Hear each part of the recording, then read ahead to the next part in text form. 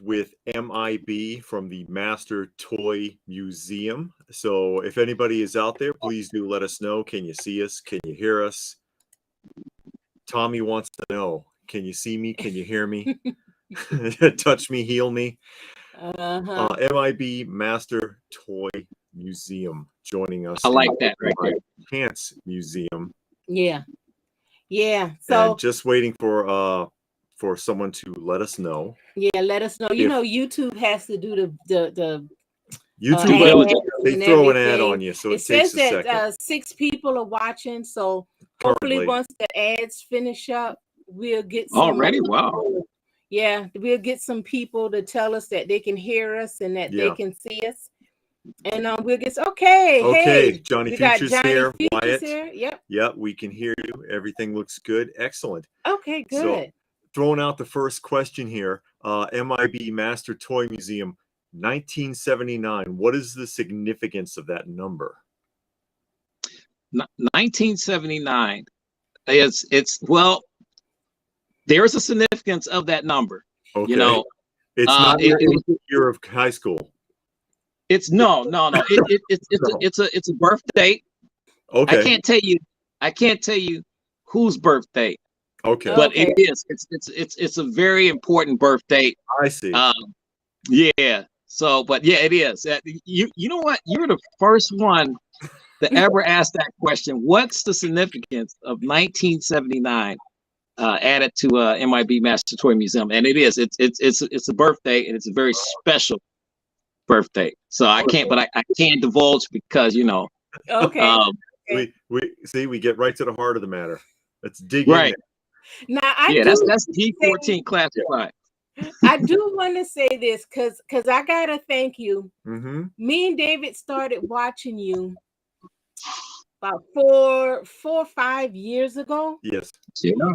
And you called your toy museum. Yeah. And at that time we had just left Illinois and we were staying with some family members because we were looking for a house. And you know, at first we laughed. Oh, this guy talking about a museum. We laughed, but we kept watching. And it's like, you know what? Why not? That's pretty cool. Yeah. Why not? And I told David then, I said, when we get our place and we set up, we're gonna call it a museum. So every time we see you, we laugh about that because you gave us the idea of museum. Really? And yeah, you did. Honestly, wow. You did. Because we used to watch you, and at first we just laughed, especially when you say, I'll be your curator today. Yeah. But hey, we used to laugh at it because, you know, we were staying with family members. We just wanted a house and everything to get out and get our stuff set up. And then you used to say that, and it just made our day when we heard you say that every time. So I just wanted to thank you for that. I always said I was going to tell you that story. Yeah. I appreciate that. Wow. I didn't know that. It's all about, you know, just and people enjoying the community, the camaraderie, inspiring each other, things like that, you know, trying to keep it all positive. Yeah. That's what, you know, that's what it's been about 5 years, hasn't it, guys? Yeah. And I mean, listen, I have been a big fan of both of your channels, both of you guys. And like I said, I'm just learning that for the first time, that it was me who inspired you for the museum part, because I always thought it was the other way around, because I thought you guys already had that. Because I said, you know what, it looks like a museum from where I'm standing at. And truth be told, I mean, it's I got my bucket list. You know, when I'm 100 years old or 200 years or however long I live to be. But I got to get down there to your museum and check check all those toys out. You know, well, so if you're ever in town, let us know. Yeah. Oh, absolutely. Yeah. So that's fantastic, though. I didn't know that. Yeah. And as you can see, private tour only. Right. Hey, I'm honored. Thank you. Because as you can see, you're looking behind me, you can still see the ceiling here that's unfinished. And this wing of the museum right now. So I got to do some more paint. I'm just going on as I go. So it's a process, you Yeah. know. And I just get some of the people that are pouring in here: Yeah. Master of Magnetism, Brian Sanchez, my friend Wildly, JG, John McJunkin, Johnny Future, Robert Online, Punisher X, as people are starting to pour in here. Out of Yeah. sight, Wow. retro style. If I miss anybody, I apologize. The things lighten up here. Yeah. But thank you all for joining us this evening, and we hope that you have a good time with us, because that's what it's all about. Absolutely. Stone Sour's here. How you doing? Hey, Stone Sour. Yeah. Hey to everybody in the room. Absolutely. We're gonna get going, and we'll get to your questions or your comments periodically, but we want to just talk and get to know who M.I.B is and everything behind him. Because it's one of the channels that we recommend, because sometimes people ask us, hey, do you know a channel? And you're on that list, because really it's just the enthusiasm. You watch the channel, it's a clean, family-friendly channel. You obviously really enjoy and appreciate the hobby, and you get a good sense of that when you watch your videos. And that that's why we wanted to reach out and start this. And actually, you're the first in our interview series. Wow. Yeah. Look, I am beyond flattered and honored, like I said, to be hanging out with you guys, because I am big fans of yours, huge fans. So I mean, it's just, this to me is just, I could do this all day. It's just fun to be able to sit down with toy collectors that I admire, that people that share the same passion that I do for toy collecting. Because it's listen, I'm 52 years old. I thought at some point that this would stop. I would lose whatever I had as a kid. I thought that would eventually die off, and it hasn't. It really hasn't. I still have the same enthusiasm, about this hobby as I did 30 years ago. And I still have the same enthusiasm, a childlike enthusiasm, since the 1970s. And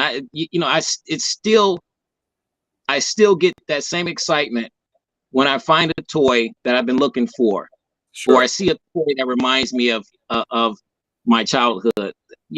All of that comes back out. And just and it really reinforces why I do what I do. So that's a healthy attitude, and it's good therapy too. Toy therapy, comic therapy. It's better than paying a professional to pretend like they care while you pour your guts out for 10 years and pay a fortune. But right. Really, yeah. Now, a question about that, because I don't, and you see a lot of people, and I'm one. You get burned out with collecting. After a while, people, they'll tell you, I collected and then I became a teenager. I kind of grew out of it, and then I got back into it later on in life. Or like nowadays, you'll hear some people say, I collect, but now the hobby is getting stressful. It's too hard to find things. The price of stuff is going up. So you never had that feeling? You never stopped at all? You know what? Yeah, to a degree. I didn't lose sight. I didn't lose that passion. I just didn't have a lot of money. Being a young guy trying to work and do other things, and there was other things in my life at the time. You growing up, girlfriends, this, that, and other. It just. But I never lost that. I mean, I always had the passion to collect. Something. A lot of people don't know, but before the toys, I had a massive comic book collection. So that was still my link to my childhood, was those comic books. So I would spend hours at comic book shops. And it's funny because I think Lady Pop Hunter posted something about Open by Chance. He's got the magnifying glass, which brought back memories for me. You know, because I used to do that too. I used to bring right. So the doctor. That's right. what the dealers calling me at the show. They're like, "Oh, the doctor is here." That's what the guy. Yeah, it brought back memories. But that's, you know, so that was, yeah, I did at I would say probably the mid 1980s, around 84, 85 is when I got really back into collecting. So I think about 14, 15 years old. Mhm. And I started to try to find some toys that I didn't have, that I used to have when I was a kid. Or just started collecting comic books and stuff like that. And it just kept going from there. And as I got a little older and got a little bit more money, you know, I was able to kind of start building stuff. And then when G.I. Joe came back on the scene, and I want to say it was in 1991.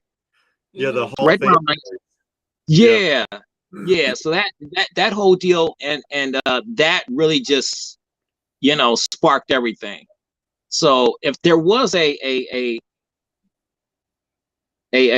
pinpoint time there with the timeline, Yeah, that's that point in time where I really started really going really hard with the collecting, because G.I. Joe was back. So I was like everybody else back in 1991, running around to Targets and you know, trying to find these guys, and which was fun. We're on the hunt. kind of suspected that, actually, because you do have a lot of the Hall of Fame series, and because I sort of felt the same way myself when they first started turning up, and I'm like, oh, they're making them in 6 scale again, you know, Right.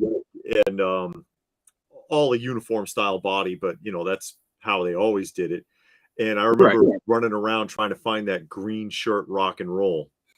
Yeah. The Rock and Roll's got 2 different color shirts, a tan The one and tan a and the green one. and the green one was tough at that time. Impossible. Impossible. I did not find him back in that time period in the 90s. I actually would later find him about maybe 20 years later. He's just difficult. That's really hard, you know. And you know, you guys, you know, when it you can't find them when they come out, and enough time passes, you know, those prices are gonna start, you know, going sky high. But you know, eBay and all that stuff was in its infancy. Yeah. And I remember first going on eBay, and when they couldn't host photos, so you had to get a web page, and you used to have to copy that URL and paste it in the auction description so people could copy it and go and look at the pictures. Oh, it was a headache. It was oh my god, I remember that, man. Oh my goodness. Yeah, that's all. You took me way back. Oh. Half the auctions had no photos. No, you had to take their word for it. You literally had to take their word for it. Really. But yeah, so that's just, but right around that time period, that's when it really I fell madly in love with collecting and the hobby all over again. Just I went off in the deep end, and here I am now with over 7,000 something items, you know, in the museum. Is there a specific piece that jumped you off? Like, people ask me that. With me, it's and he's sitting up here, actually. I got the boxed Adventure Team Land Adventurer. It was one that I had as a child, and it was destroyed. My mother destroyed it. Some of the guys watching know this story, but I found it in a toy shop in the box, and I was like, oh, I want that. And that kind of jumped me off. That, you know, like late 80s, I found this. Is there something like a specific piece that when you saw it, you were like, you know what, I'm going to go ahead and get that. I want that. And that just opened the door. As far as this a toy period or the G.I. Joe? The toy period. Toy period. That really sparked it. Man, you know what? It was I would have to get up and go get him, and he's too far in the other wing now. But it was I was in Woolworths, 1992, Okay. downtown Cleveland, Ohio, and I went into Woolworths and just walking around in there, and went to the toy section, and I saw the Ace, G.I. Joe Hall of Fame, Ace, the Ace 12-inch action figure, and the helmet, the flight suit, the goggles, everything was just, I said, you know what? It just made a I got spark. it. Yeah, that sparked it. It was like, wow. I mean, I got to have this figure. I have to have this figure. So now, saying all of that, I didn't have enough money to get it. Oh. Believe it or not, I didn't have enough money. You know, I didn't have enough money on me. You know, and you know, I think with what, I don't know how, I was like 21 years old in 1992, 22, something like that. Memory serves, but I know I was broke. I know I was broke, and you know, you didn't leave in handcuffs that day, did you? I did not leave in hand. Okay. Listen, I'm be honest with you. It did cross my mind, but you know, no, and you know how this story goes. So I said, I'll come back tomorrow. Oh. And tomorrow turned into like, well, 3 or 4 days. Okay. And I went back into that Woolworths, and gone. So he was another one that I would have to get much later in life. I see. And and a lot of people don't know this. Out of all of the Hall of Fame figures, he's literally at the top. He's like literally one of my favorites. Okay. Yeah, literally one of my. Did you get deeper into like when they started doing other stuff? I know you got a lot of the historical ones. You got like Bob Hope and stuff like that. Yeah. Did you ever get into when they tried to cross over with starting lineup when they were doing the Cooperstown ones? The baseball and things of that nature. Yeah. You know what? I saw him, and if it wasn't G.I. Joe from 1991 until maybe 2004, right when Hasbro shut down production on a 12-inch line. I think a few trickled out throughout the years after that, but not many. But from that time period, from 91 to 2004, it was just blinders on. It was all G.I. Joe. My primary goal was to collect every single, you know, G.I. Joe that Hasbro produced from 91 all the way to 2004. I think I'm pretty successful with it too. Oh, okay. What about the like the Street Fighter ones, stuff like that? If it wasn't G.I. Joe, how about and now listen, I'm kicking myself. I'm literally. Do you know how hard it was for me to track down the Mortal Kombat and the Street Fighter figures? Oh, later, 20 years later, the Mortal Kombat figures is 3 12-inch figures. So I think it was Raiden, Scorpion, and Johnny Cage. Those are some of the hardest ones to find. And now, mind you, I know it. As an M.I.B collector, yeah, it's even worse because you need the illness is real. Packaging. Yeah, you have the best possible packaging now, and I know some people like they pick on you for it. They pick on me for it. Right. About the you know, you see everything here almost except for some loose Joe stuff right there. Everything is sealed. Everything is sealed, and like, oh, it's meant to be opened and played with. No. Don't you hate it when they say that? What is it about it staying in the packaging that's so appealing to you as opposed to opening it up? It's well, at this stage in my life, it's almost, it has to, I want everything about that toy. Mhm. And the packaging is a huge part of the toy. You know, and I know some people, I share this with people and some fellow collectors, and they think I'm crazy, but it's literally, it's a part of the toy. It's just as much as a part of the toy as the toy itself, because of what it stands for, the information it has to share with us. It's like, you know, where the archaeologists, they're digging and they're going into the tombs and stuff, and they're dusting stuff off trying to find. Look, that's me.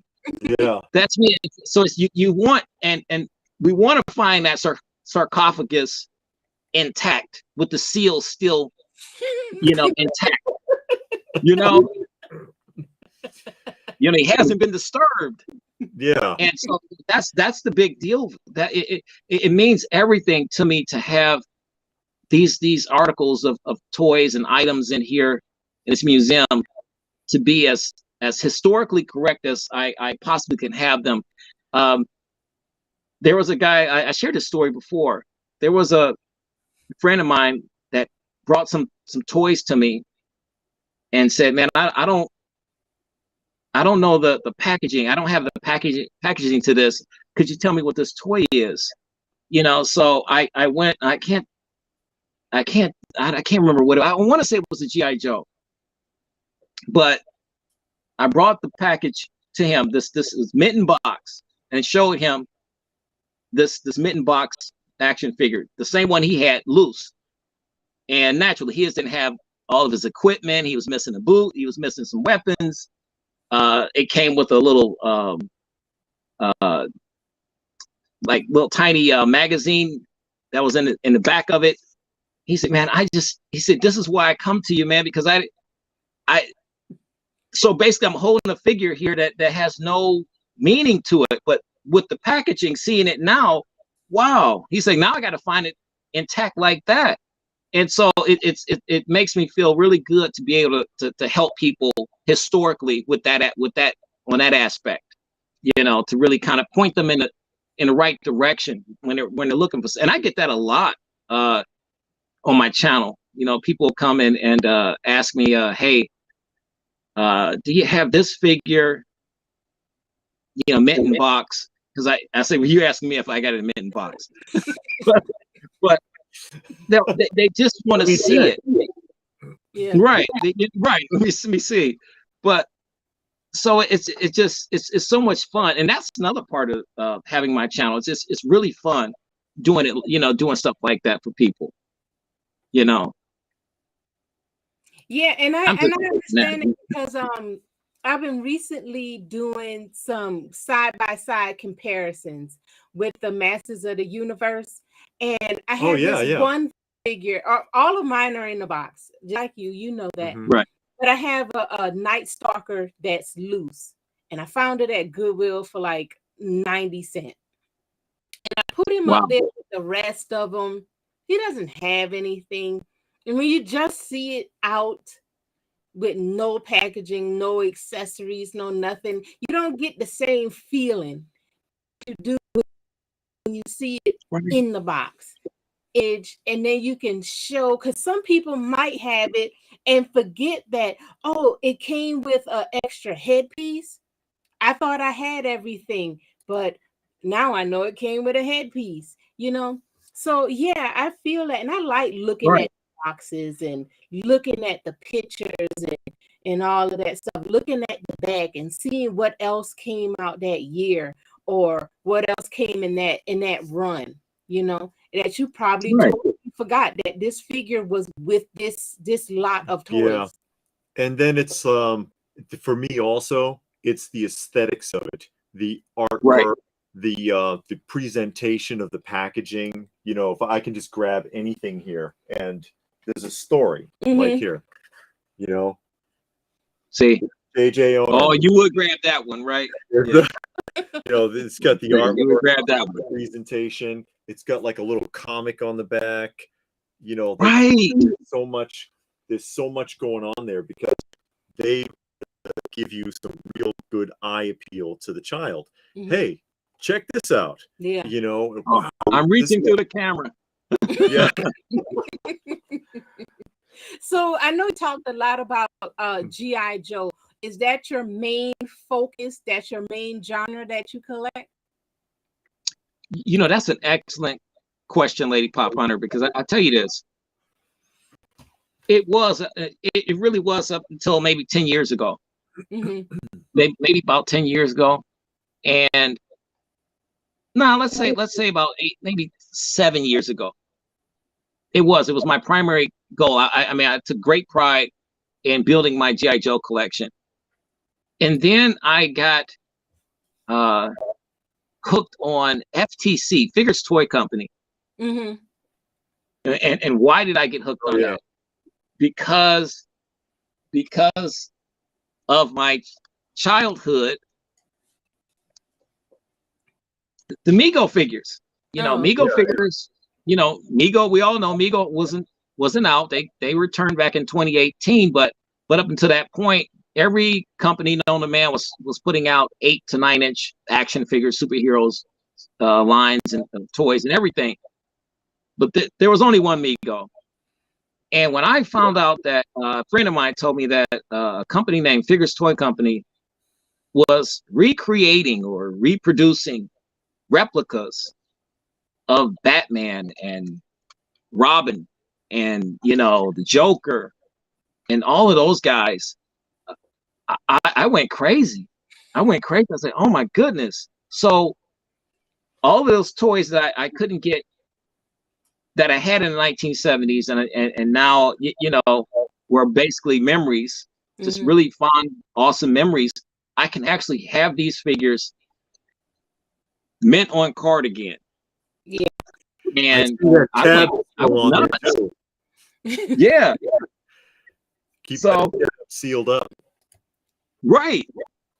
And so I mean, it was like it was love at first sight, you know, going to their Figures Toy Company's website. And like I said, I went crazy with the credit card. And I mean, anything that they had, Batman, Robin, Joker, the Super Friends, I went crazy. So, and that's They when did a I lot of actually, the Hanna-Barbera too, right? yeah.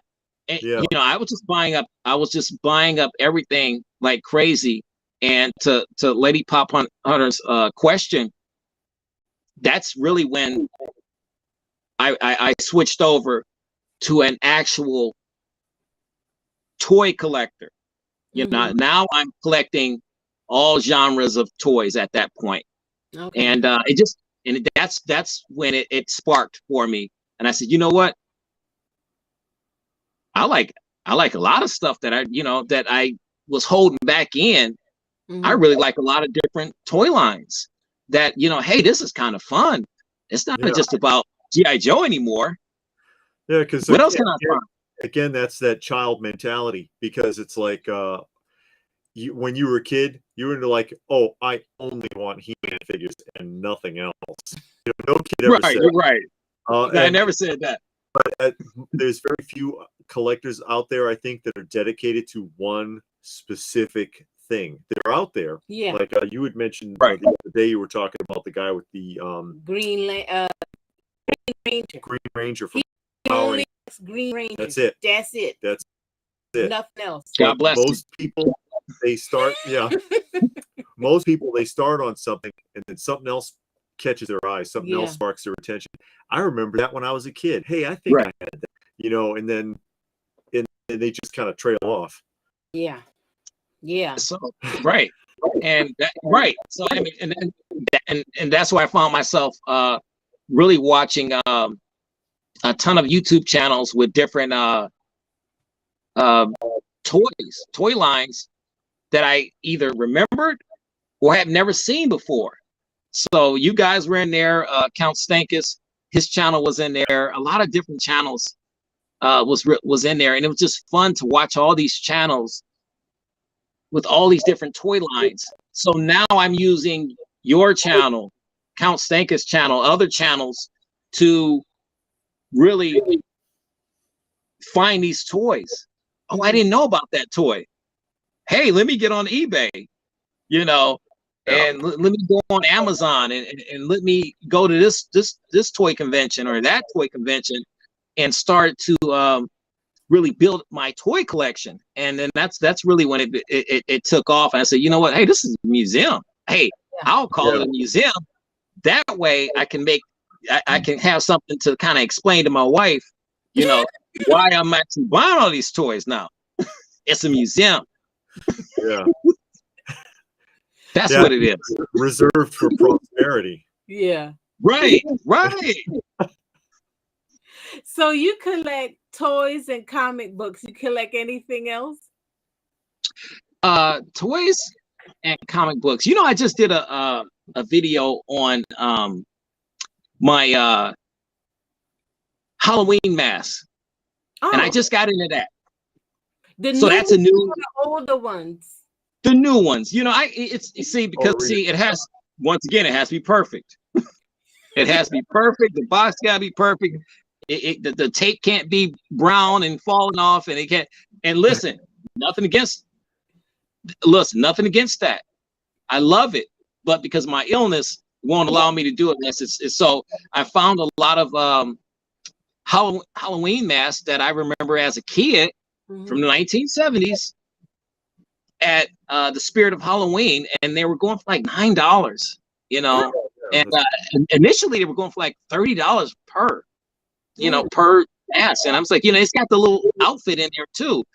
So, but I said, I can't do $30. I said, but somebody told me, hey, they're dropping the prices like crazy because, you know, after Halloween, the prices go down and we're just dropping it like crazy. So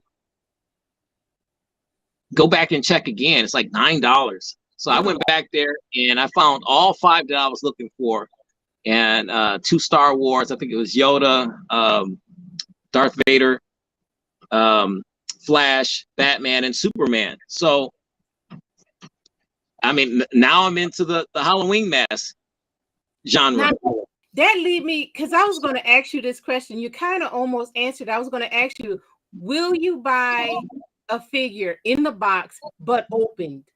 You know what I mean? Like, I know David, he'll get a G.I. Joe figure in the box, but it was opened before. You wouldn't even buy it if it was once open, but everything is still there. The box is there. That's a slippery slope.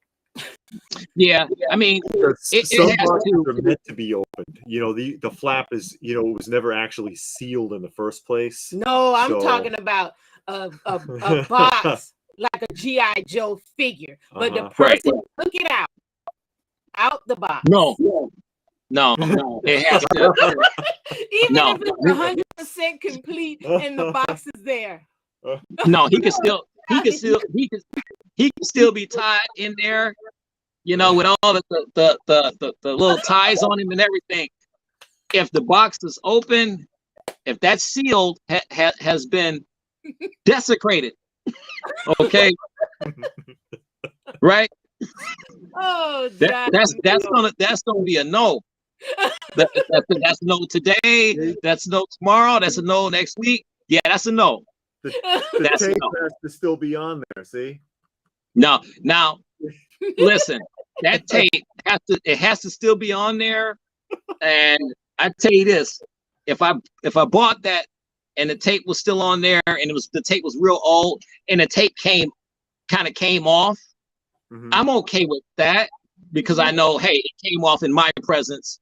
I can live with that. But no, really, for the most part, it has to. I can't do loose figures. I can't do it, and it does. And listen, I'm gonna be honest with you guys. Now I've been laying on y'all couch, and I'm telling you guys this stuff. All right, because you're my toy shrinks.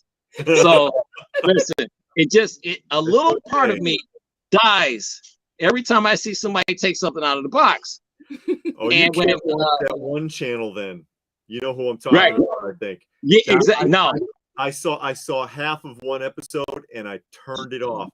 bad enough that he opens them, but he tears them apart. Oh, I saw that. Yes. I had to stop. I was like, I had to turn that off. Talk about sensationalism, dude. Forget it. You know. I know what you're talking about. I know what you're talking about. That was And, heartbreaking. There are people listen. struggling to find that mint on the card, and you destroyed it, you jerk. I just Right. But see, that's because that's who we are. Yeah. You know, and it is. Listen, guys. In all seriousness, it's an illness. It is. It's an illness. It is. There's not too many of us around like that, and I don't wish this on anybody. I don't, and I've been told that, hey, you know, that has to be a lonely life, you know, to be like that. It really has to be lonely. You just won't open anything. No. Let's answer a couple of questions. Yeah, I'll take a couple of questions. Sounds here real quick. fantastic. What is your oldest action figure? This is by Lee. I'll just say Lee. Yeah, Lee. My oldest, right now, I think my oldest, it might be my not the emergency figures. What's the other ones? Open by chance. Is it Rookies. Is it the SWAT or the rookies? It was the rookies. So it's the rookies. I got 2 rookies, and I believe they're from 1973. Oh. You got the blue or the black card? Blue card. That's the first series. Right. Yeah. Yeah. Was that 72, 73, somewhere around there? I mean, yeah. Because I saw a video that you did. Well, you got it right there. Do you have Willie? I'm trying to see. Yeah, that's Willie. 1973. There he is. Okay, that's Willie. You're right. So I got Willie, and I got my man. Who's the black character actor? I can't think of his name. It's loose. Yeah. Oh, you're not gonna like Oh, that. Lord. Oh no. Oh Lord. And I love how for the other series they just like made the same exact figure, because this is the SWAT one for Deacon. Right. And they just so that's Deacon. gave him a hat and a vest. Oh, look, it's Deacon now. Oh, right. Oh, you know, but you know, you could listen, when we were kids, my brothers had the SWAT action figures. It didn't matter. It did, right. We didn't care. You could repurpose and refashion and rehash that stuff, and we were just as excited. Mm-hmm. Yeah. You know, and that's the beautiful part about being a kid. And now, in all honesty, I get a little insulted by that now, you know, because as an adult, we're paying big money for this stuff now, and you know, yeah, it ain't $1.25 no more. So when, you know, like when Mego does things like that, they'll repurpose something, and you know what, it's perfect example. Let me see here. Mm-hmm. So this is Scotty, the new Scotty that came out a while back, right? Mm-hmm. So what they did was, because it's insulting my intelligence, but they took so he's got the black phaser and the black tricorder and all that stuff. Hey, that's fantastic. But they had another one, which we call it a chase figure, where he had the blue tricorder, blue phaser, and blue communicator, like he did back in the 1970s.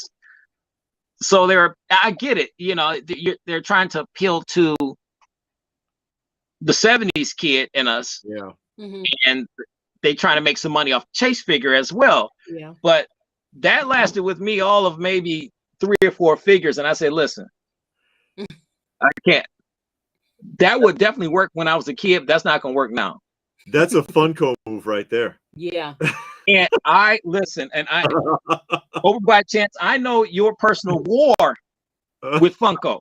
And I've watched all those. I mean, I was like glued to the TV watching your Funko. I call them rants about how they do certain things, man. I'm like, oh my goodness. And it's a business, and somebody said no, it's a racket. But I said, well, look, I mean, they are squeezing all the little bit of money out of us that they possibly can get. Yeah, they do. They do, and it ain't right. No, because it's like, and I'm not a completist, okay? Not by the general sense of the word. Anyway, I mean, if there's 3 figures in a line, and you know, I have to have 3, like with the Mortal Kombat. I would never buy one if I couldn't find the other 2. So I always look for those guys in a set, and Cosmo Collectibles actually wound up having all 3 at the same time. So I was able to place that order for those guys. But I'm not a completist like that. So, but it's now I'm at the point, and I think you touched on it a little bit, Lady Pop Hunter, at the beginning of our conversation about the desire to collect. Mm-hmm. And keep adding toys to your collection. You know, perfect example today. I was in Target. I went to Myers and I think Walmart or something like that. And I saw a ton of toys. There's toys all over the place now. Yeah. You know, getting ready for the holiday season and stuff. So the toy aisles is jam packed, stuff falling all over the place. And I had zero desire, you know, to really buy anything. You know, I'm really becoming. I tell my wife this. I'm becoming very picky at this stage in my life now. I just don't want to buy toys just to buy them. You know, it has to. The toy has to affect me in a certain way. That I have to be connected to that toy. It has to bring back certain. I'm not just buying toys because I think they're cool. You know, and I've done that a few times. You know, hey, that's a really cool toy. You know, but I'm out of that stage now. You know, it's just all, you know, it's got to be something meaningful. It has to grab me. So somebody asked me the other day, are you going to get this Mego figure? Are you going to get that Mego figure or this figure? Probably not. You know, it's not just to say that you can come on the M.I.B Master Toy Museum and find it and see that figure. You know, I can't do it like that. Yeah. Somebody Yeah, to know if you collect G.I. Joe classified figures. if the G.I. Joes aren't 12 inches tall, 1/6 scale, I won't. The only way I would do the 3 3/4 inch figures, or it's something a little bit larger than that, because I think the classifieds are like about 5 or 6 inches, right? They're 12 scale roughly. Okay, they are. Yeah. So the only way I wouldn't even go that route. It would have to be the ones, open by chance, that we grew up with as kids. You know, those first ones. You know, the Stalker, the Zap. You know, those guys. But they would have to be mint on card. They would have to be in perfect condition, and we both know how expensive that would be. You know, because now I can't stop at one. Yeah. So I would have to get at least the first 3 series. So that's the only way. But really, it's to the gentleman's question. No, it's just strictly 12-inch figures, because those are the ones that I couldn't have as a kid. They were too expensive. Okay. Okay. And somebody else wanted to know what part of the world you live in. The great state of Ohio. Great state of Ohio. Which is snowing over here right now. Oh, really? Wow. That's quick. Yeah, we're getting snow over here now. Oh, wow. And so if you Screw Your Feelings wanted to know what your favorite comic is. That's a good question. That is a good question. My favorite comic. I'm a Marvel's guy, a Marvel comic guy. But yet I love Batman and Superman. But I'm a Marvel's comic guy, and I would have to say Moon Knight. Really? Moon Knight, yeah. I thought you would have said Vampirella. Well, Vampirella would be more of a magazine. Yeah, the magazine. Magazine. I like that. Now, my favorite horror magazine would be Vampirella. Okay. Yeah. But Moon Knight, yeah. Okay. Okay, interesting. I like what you were doing And I only saw it once. I don't know if I missed any more, but you were doing like, you weren't reading it, but you were like flipping through every page real slow. And I was able to read it, and you were talking about the Vampirella, and you were talking about, and I never read it before, but you were going slow enough for me to read some of the parts, and I was like, oh, okay, this story ain't that bad. And I only saw you do that once. I couldn't find any more that you did. You so got I don't know if you did or not. I did. Now she has her own playlist on my channel, so you just go to the Vampirella playlist, and I think about, so I have about maybe I have some more on the way. I have to be. That's another thing. My books have to be just as in fantastic condition as my toys. So you buy the rags. So I can't. Right.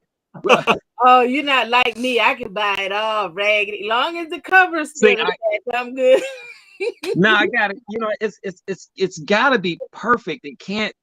You know, it has to be just right. There's a few that are, I get that's just really beat up, but you I won't really. They're more keepsake for anything else, but it's just collecting them. But no, but yeah. So that's how I feel about that. Do you slab your books? No, I mean, where I buy right now, it's just more or less Vampirella. So I have a gentleman that's based in New Jersey, Anthony's Comics, and I want to make sure I'm getting this. There's two places. I think it's Moonaki, New Jersey, I believe. My good buddy Lou told me how to pronounce that, but I got a good friend named Anthony. So he's down there at Anthony's Comics, and he does such a fantastic job and boarding the comic, the magazine and everything. It's pristine when it gets to me, because I buy it like that. For one, it costs a little bit, but I don't slab them. I mean, I get them as they you know, they come to me like that, and I'll do the video. And when you see the video, you're seeing it. I'm seeing it with you for the first time, because I'm seeing that book with you for the first time. Okay. So that's the first time I take it out, lay it out, and shoot the video. So we're actually looking at it together.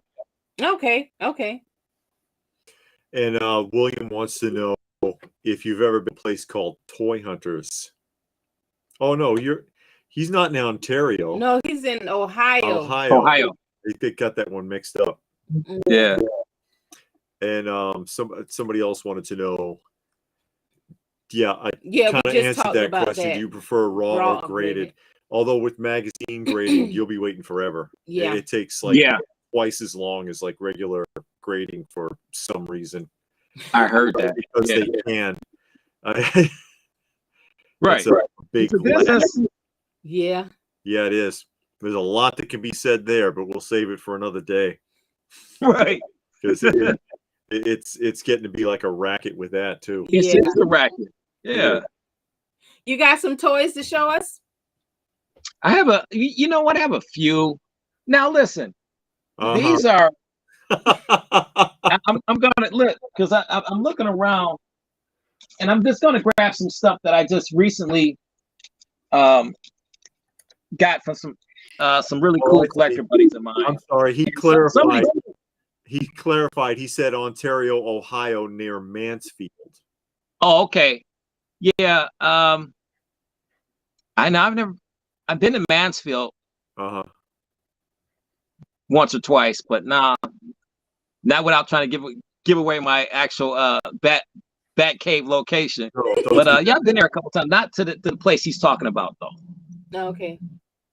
Yeah, not to the place he's talking about. Now, I have a few that I just recently got, and this is we were talking about toys. I don't know if you guys can see that. The Flexors. They look like this is exactly. They're kind of like a knockoff. Zika? Huh? Did Zika make those? No, Zolo World. Oh, Zolo. Yeah, Okay, yeah, okay, yeah, Yeah, yeah. Zolo That World. looks familiar. Yeah. So Zola World made this, and you see this plastic that it's in. This is the factory sealed plastic. So You're Oh, it's not actually taking it out of that, are it's you? no. I shot the video. I shot the video with it in there. oh So no. good buddy of mine by the name of RV, he had a fantastic YouTube channel. He shut it down. I wish he would start it back up for me. He was another channel that I watched religiously, but he sent me a ton of these figures, and so now I'm hooked on Flexors, and I just recently did a just like yesterday actually, I did a video. Jason Schurmeyer, and he has the graveyard. Let me see, the Graveyard Geeks, and these little figures right here. He sent these to me, Oh, okay. and these remind me of the little figures that I got in my Christmas stocking back in the 1970s. Those little action figures, just stuff that little stocking stuffers that my parents would put in our stockings and stuff. So, and they were loose actually, but so Yeah. I love that. There's some other let me see here. You mean like this? Absolutely, yes. Oh my goodness. Where'd you get that? The Apollo Spacemen, 10 cents. Oh my goodness. So Processed Plastics made those. open by chance, this is what I'm saying, that we're just in the same generation, buddy. Yeah. And that it's stuff like that. And I had something else that I just recently, and hold on, here it is. I'm grabbing stuff that's, so I'm talking about not being a completist, right? But so the spy bots, cybernetic security robots. This thing you attach to your door, and you punch in a code, and if somebody tries to open your door and without getting the correct code, this thing goes crazy. So they called us a toy, and I guess in retrospect it really is. But are you gonna use it to secure your museum? Oh, you'd have to. I was thinking about getting another one, and actually, but then I was wrestling with the fact that I can't really take it out the box. Yeah. So it just, and so I said, I'll just get one. But there were 4 different type of spy bot, toys like that, and that was the last one. I could not find it, and I had been looking for maybe a year and a half, and I had 3 of them, but that was the last one, and I finally found it at Meijer. One day I was at Meijer, and they had it sitting up on the toy aisle shelf, and I said, you know what, I got to get it.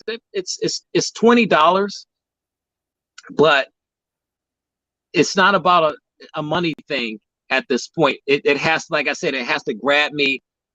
It has to have some significant meaning to me, to want it. And not just to complete the collection either, because there's stuff out there right now that I could go buy just to complete my collection, but it just doesn't, I don't want it, So those are some of the toys. And here's another one. And this is the toy line that really, I lost subscribers because of this toy line. Oh wow. Oh no. I lost subscribers because of this toy line. Literally. I mean, I checked my subscriber count about I'd say about 5-6 months ago when I first brought this toy line out. And I think I lost like maybe 150 subscribers. Oh, Yeah. no. It dropped. Like, I was like, man, I'm a little light in the subscriber section. And a few of them wrote in and said how disappointed they were with me that I brought this toy line. The one guy said the last place on earth I expected to see this particular toy at was on your damn show. Okay, and that's about as much I could, you know, of the cursing I could make out with all the words. But I introduced Barbie to the show, you know, to my museum, and because I just think she has some of the coolest outfits and accessories and vehicles and things like that. Yeah, and I lost a lot of subscribers because of that. So, but I had to have this particular one. You know, I saw it maybe a few weeks ago. No, not a few weeks ago. 'Cause I mean, I've had this for a while. I think I'm getting when I see something from Barbie that I like, I'll pick it up. So I think I'm getting her confused with another one, because I think there's a video I got on this one right here. But she looks so cool, I had to have her. You know, I had to get it. So now what are you gonna do? Yeah. Yeah, it's crazy because that happens. You see it all over in toys, in comics, all over. People don't like something. Okay, you know, you might have a video come out. I'm like, okay, I'm not interested in that, so I'm not going to watch that video. I'm not going to unsubscribe. I'm just going to not watch that video. Just going to watch the next video. And I pride myself as a museum owner of a museum and a curator of having a little bit of everything for everybody. Sure. You know, so you don't want to go to the Barbie section, go to the Mego section. You don't want to go to the Mego section, go to the G.I. Joe section or the robot section, you know, or the horror magazine section of the museum. There's a lot of things you could do, but like I said, I had people just write in and say how, you know, disappointed they were. I think what it is, and I don't know if you guys have had this happen to you guys.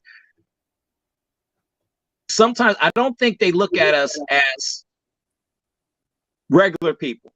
They look at us as celebrities to a degree, where it's like, okay, well, no, that's M.I.B. That's Open by Chance. That's Lady Pop Hunter.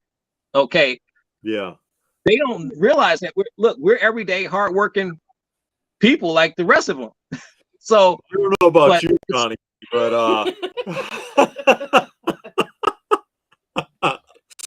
I know it's the truth. You know, because I wouldn't lie to you guys. Because we film it, you know, we do the tours. We film at a lot of conventions, and we've had people come up to us and want to take selfies and stuff.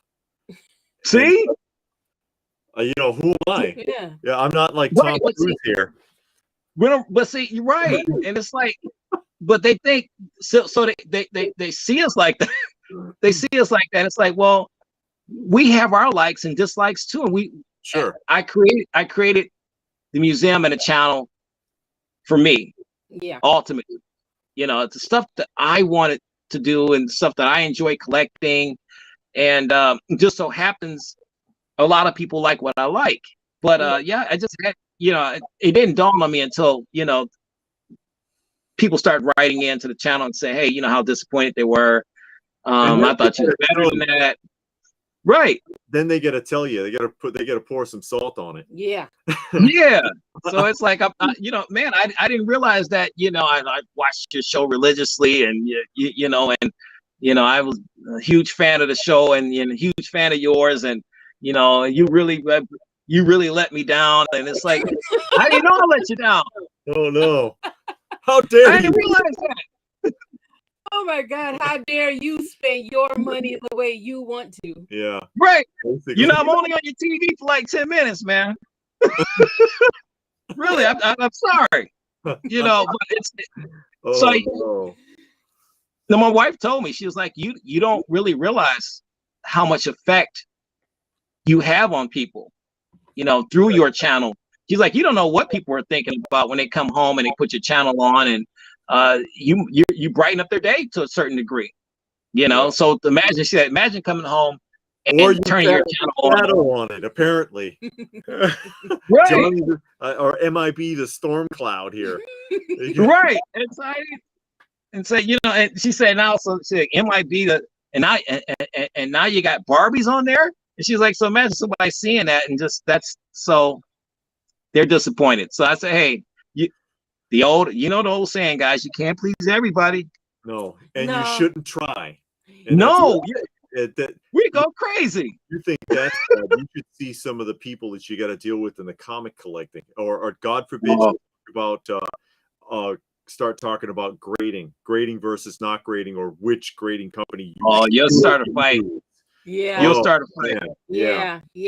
I can imagine. Rough. But jump back to a couple of questions here. One person wanted to know, and I get this question: what do you guys think about the "I found this super rare figure under a pencil in a church yard sale" people? I never believed them, he says. Yeah, and we see, because I've seen whole channels where like, oh, look what I found, or I found this whole collection, I paid 40 cents for it, and I'm like, but it's kind of believable if it's one time, right? But if your whole channel and you got a 1,000 videos, and in 1,000 videos you open up 1,000 lockers, and then you got rare comic books, you got a whole line of Ninja Turtles and this and that nobody's ever seen, you're like, come on now. One time I believe it, not every single time. It don't. Yeah, you can't hit the Powerball, 30 times in a row. I mean, you just granted, back in the day when I was working with Great Eastern Conventions, and I would go to the thrift stores every day and find something, but that was in the early 90s. Yeah, it's a different world now. Oh yeah, it's way different now. Back in the 90s, absolutely, but now, no, I don't. Listen, everybody is trying, especially with the YouTube channels. You're trying to make content that's going to get people to come to your channel. I get that, and that's why I have 3,000 subscribers. I've been doing this. My channel's been around for 5 years now. I got 3,000 subscribers, and that's not a lot. That's not a lot. And I didn't think I would get to 3,000 subscribers, but at the end of the day, people are doing, sensationalism sells. Yeah. So I'm unfortunately. So nobody wants to come to see a channel where a guy talks about a toy mint on card. I mean, I have my own little place on YouTube, and I'm fine with that. Sure. Yeah, I think you should have honest content. Yeah. I mean, if you don't find nothing, show the stuff that you have. Display it, talk about it, compare it to something else, have discussions, but not sensationalize it to the point where you buy some stuff or say, hey, M.I.B, let me borrow that so I can show it on my channel, and I'll let you borrow mine, and you can say you found it or somebody gave it to you. Because I've seen that happen too. And you sit there like, yeah, come on, right? My favorite. Did I just destroy this $1,000 comic? With the splash page and stuff like that. Right. You watch it and nothing's going on. Right. just for the clicks and and the views, and it's like, no, I can't. No. What? Just, hey, I got some great toys I want to talk about. Sure. And you like it, come on by and check it out. If not, hey, that's fine too, because at the end of the day, it's really all for fun. Yeah. It's something I enjoy doing. I enjoy, like I said, my day is spent, my little personal time for me, my me time is spent, watching guys like you and other channels, seeing what you guys have. I'm a toy fanatic. I'm a toy geek. I enjoy the hobby. So it's just fun. Yeah. Another question here from Johnny Future. It said, what is your grail that took you the longest to get, the longest to find?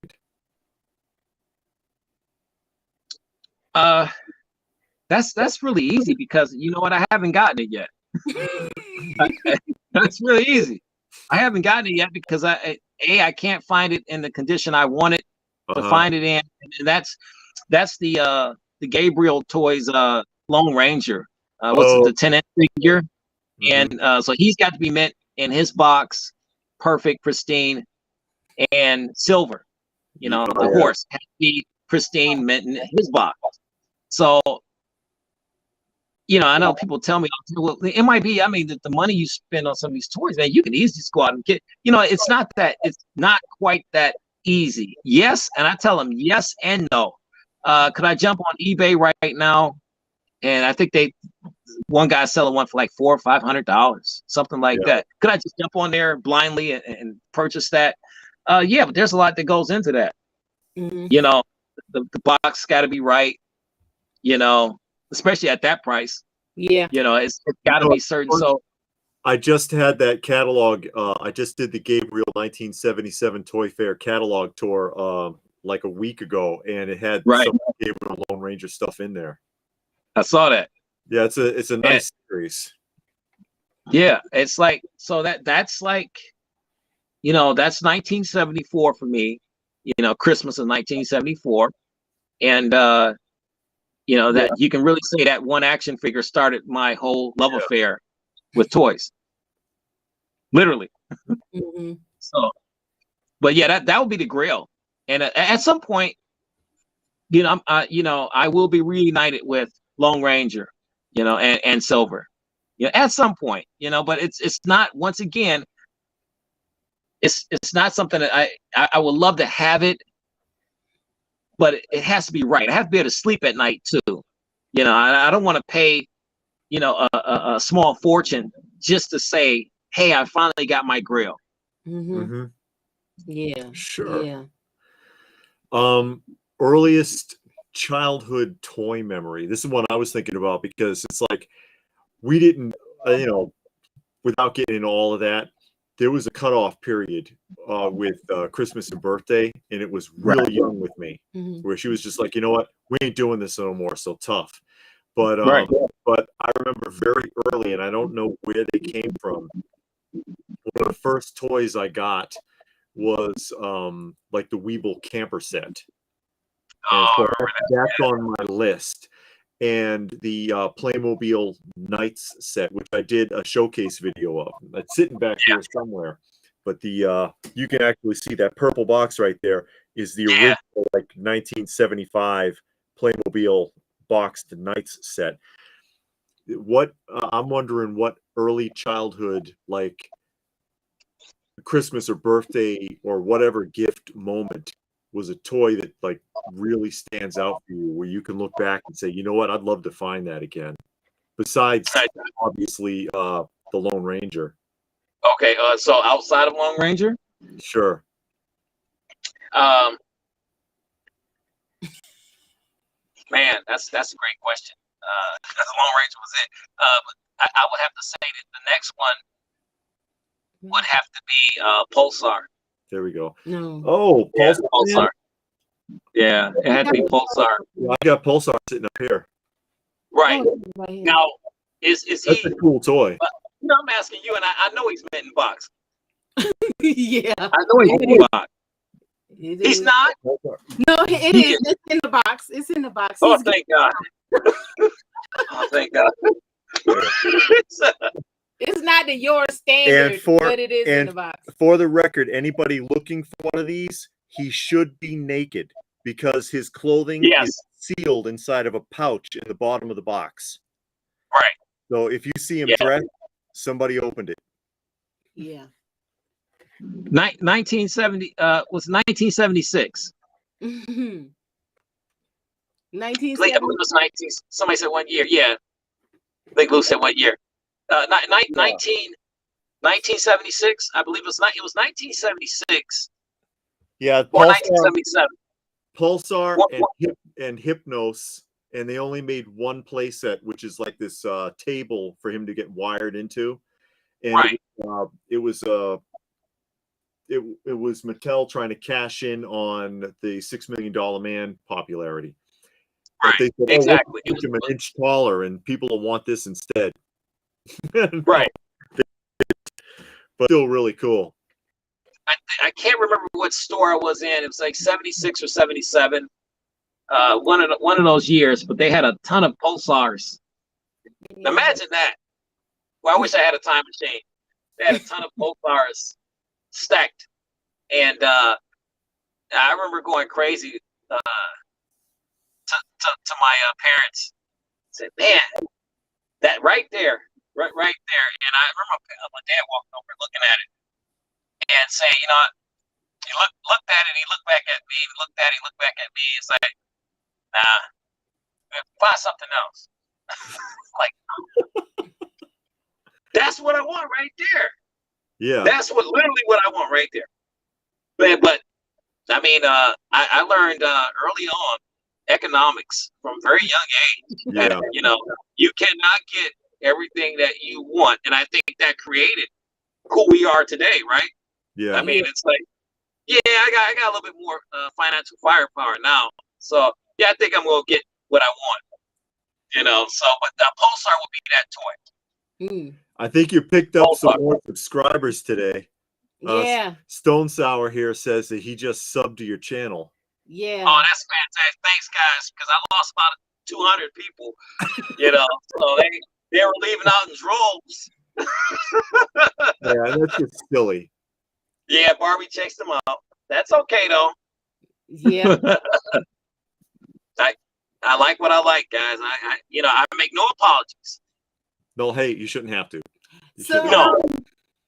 The direction of the toy collecting or even comic books, it doesn't have to be just toys, comic books, whatever. Or you can answer it as a two-part question because it's Yeah. you know, we could go with either industry right now. Yeah. What are your thoughts on the direction of the collecting? I'll just say collecting industry, because you see a lot of things just going on, and it's frustrating people to the point where they're just throwing their hands up, selling everything, or just, you know, putting a pause on everything. You know, what's your thoughts? And I'm gonna get rid of some of these bots while you talk about that. Bots here. Yeah, this is a doom and gloom type of segment for me. So I'm going to sound kind of gloomy and doomy with this because I honestly believe I was talking to a buddy of mine the other day, and I truly believe that we are the last generation as far as this toy collecting deal. Okay, I don't think it goes any further than our generation. You know, the people are maybe in their 40s, 50s, 60s, you know, and so forth. But I think that cutoff point is like the late, maybe 40s, early to late 40s and up. That's it, guys. I mean, I really believe that it's, you know, Open by Chance had a fantastic Your Galactus figure. I was telling somebody I'm excited about this Galactus figure. So I'm at work talking about your Galactus figure and how awesome he is. And I mean, because I really made my day. I really like that figure. And somebody said, "Are you getting it?" And I said, "I think I missed the boat on that now, because I mean, I researched it, and I think somebody's selling one for like $1,000, and they said that's a pretty decent deal, you know." So, but that's where it's gone now, as far as toy collect. That's not a toy, for one. No. That Galactus is not a toy. You know, that not at that price. And that's the thing. They call it a toy, and that's why I give who is it? The Medicos or Medicos? I can't remember how to pronounce it right. It's a company that they make the JoJo's Bizarre Adventure 1/12 scale figures. Yeah. And I've talked about them before. They don't call them action figures. They call it an action statue. And I'm like, okay. And hey, at least you're not pretending like it's an action figure. We're not going to go out and throw in the mud with it. All these toy companies, and it's something I was thinking about doing a discussion on, actually. They are manufacturing 10, 20 times what they did when we were kids, but they're still selling to us. We're the target audience. And they're cranking it. They're cranking it. How many waves? What wave are they on for Star Wars Black Series? What wave are they on for Marvel Legends? You know? I go into the toy aisle, and I see all these for one, these very poorly made toys, action figures, these plastic toys, yeah, and it's not. I mean, they're we call them peg warmers, right? Oh I yeah. mean, this stuff has been there forever. There's a few that actually they can move, but like you said, it's really, even the toy aisles is geared towards the adult collector. Well, they know who their target audience is. Absolutely. So I truly, and a friend of mine said, "Well, man, you're really doom and gloom. You think that's, we're it, huh?" And I said, "Yeah, I honestly, I believe that we are it. My kids are not in the slightest interested in toy. Okay, Hey, if it's not a tablet or yeah. a smartphone or some earbuds or something, or some clothes or a car for my oldest one now, that Mine is. they could care less. They could care less. My kid is actually a toy dealer in Illinois. God bless him. He does. So Does all the shows. He loves this stuff. you say there's a chance. You say there's a chance. We got one. Yeah. You keep the torch going, because I tell you this one. Try. So you got him, but here's the problem with that. There's just not enough of it. Yeah. There's not enough of his generation that's interested. Yes, there.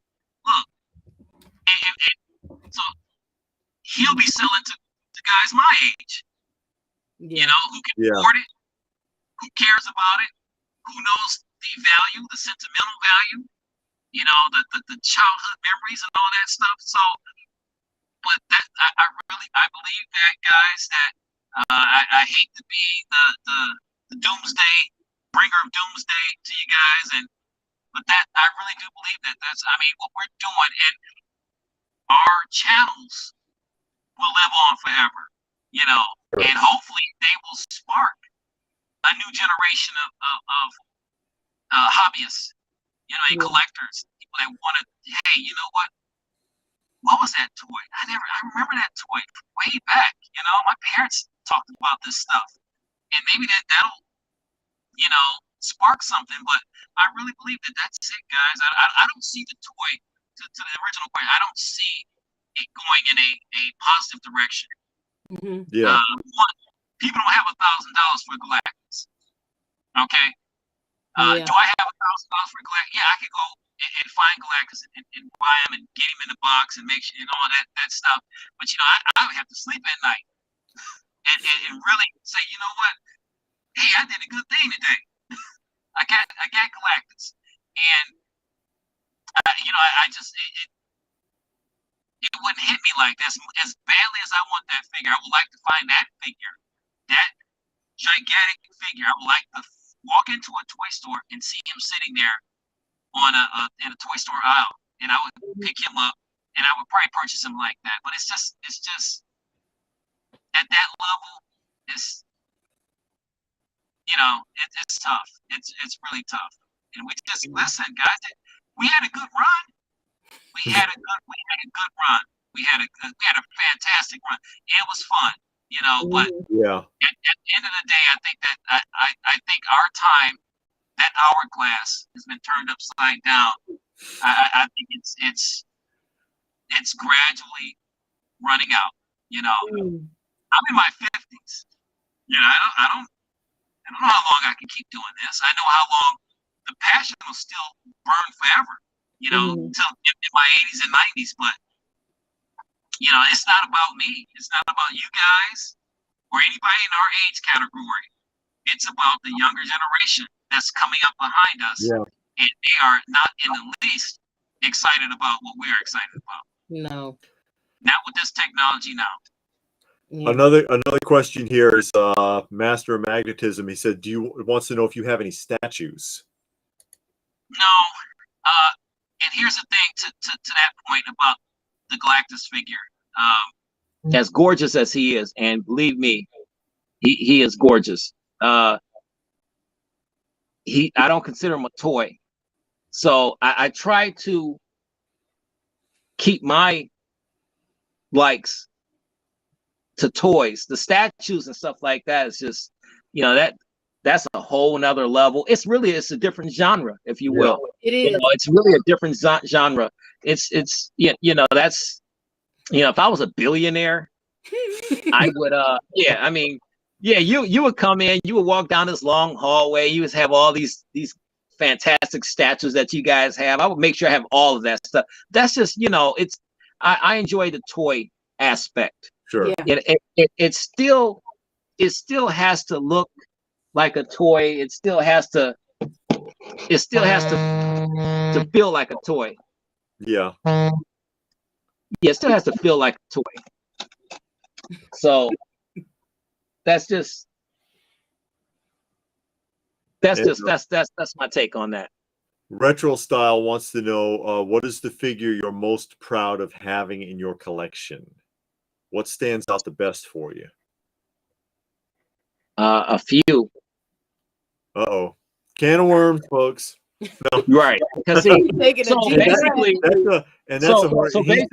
he said that they specified to both parties, and I'll tell you that's not an easy one to answer. Yeah. Because I mean, no. It's yeah. Well, and I could try to answer that question by touching on another subject. I know I was tagged by Lady Pop Hunter, I believe, to do my 5 favorite. So I'm still working on that. That's how hard that is. That's not easy. So, but the one that stands out to me, if I had to pick one, it would be my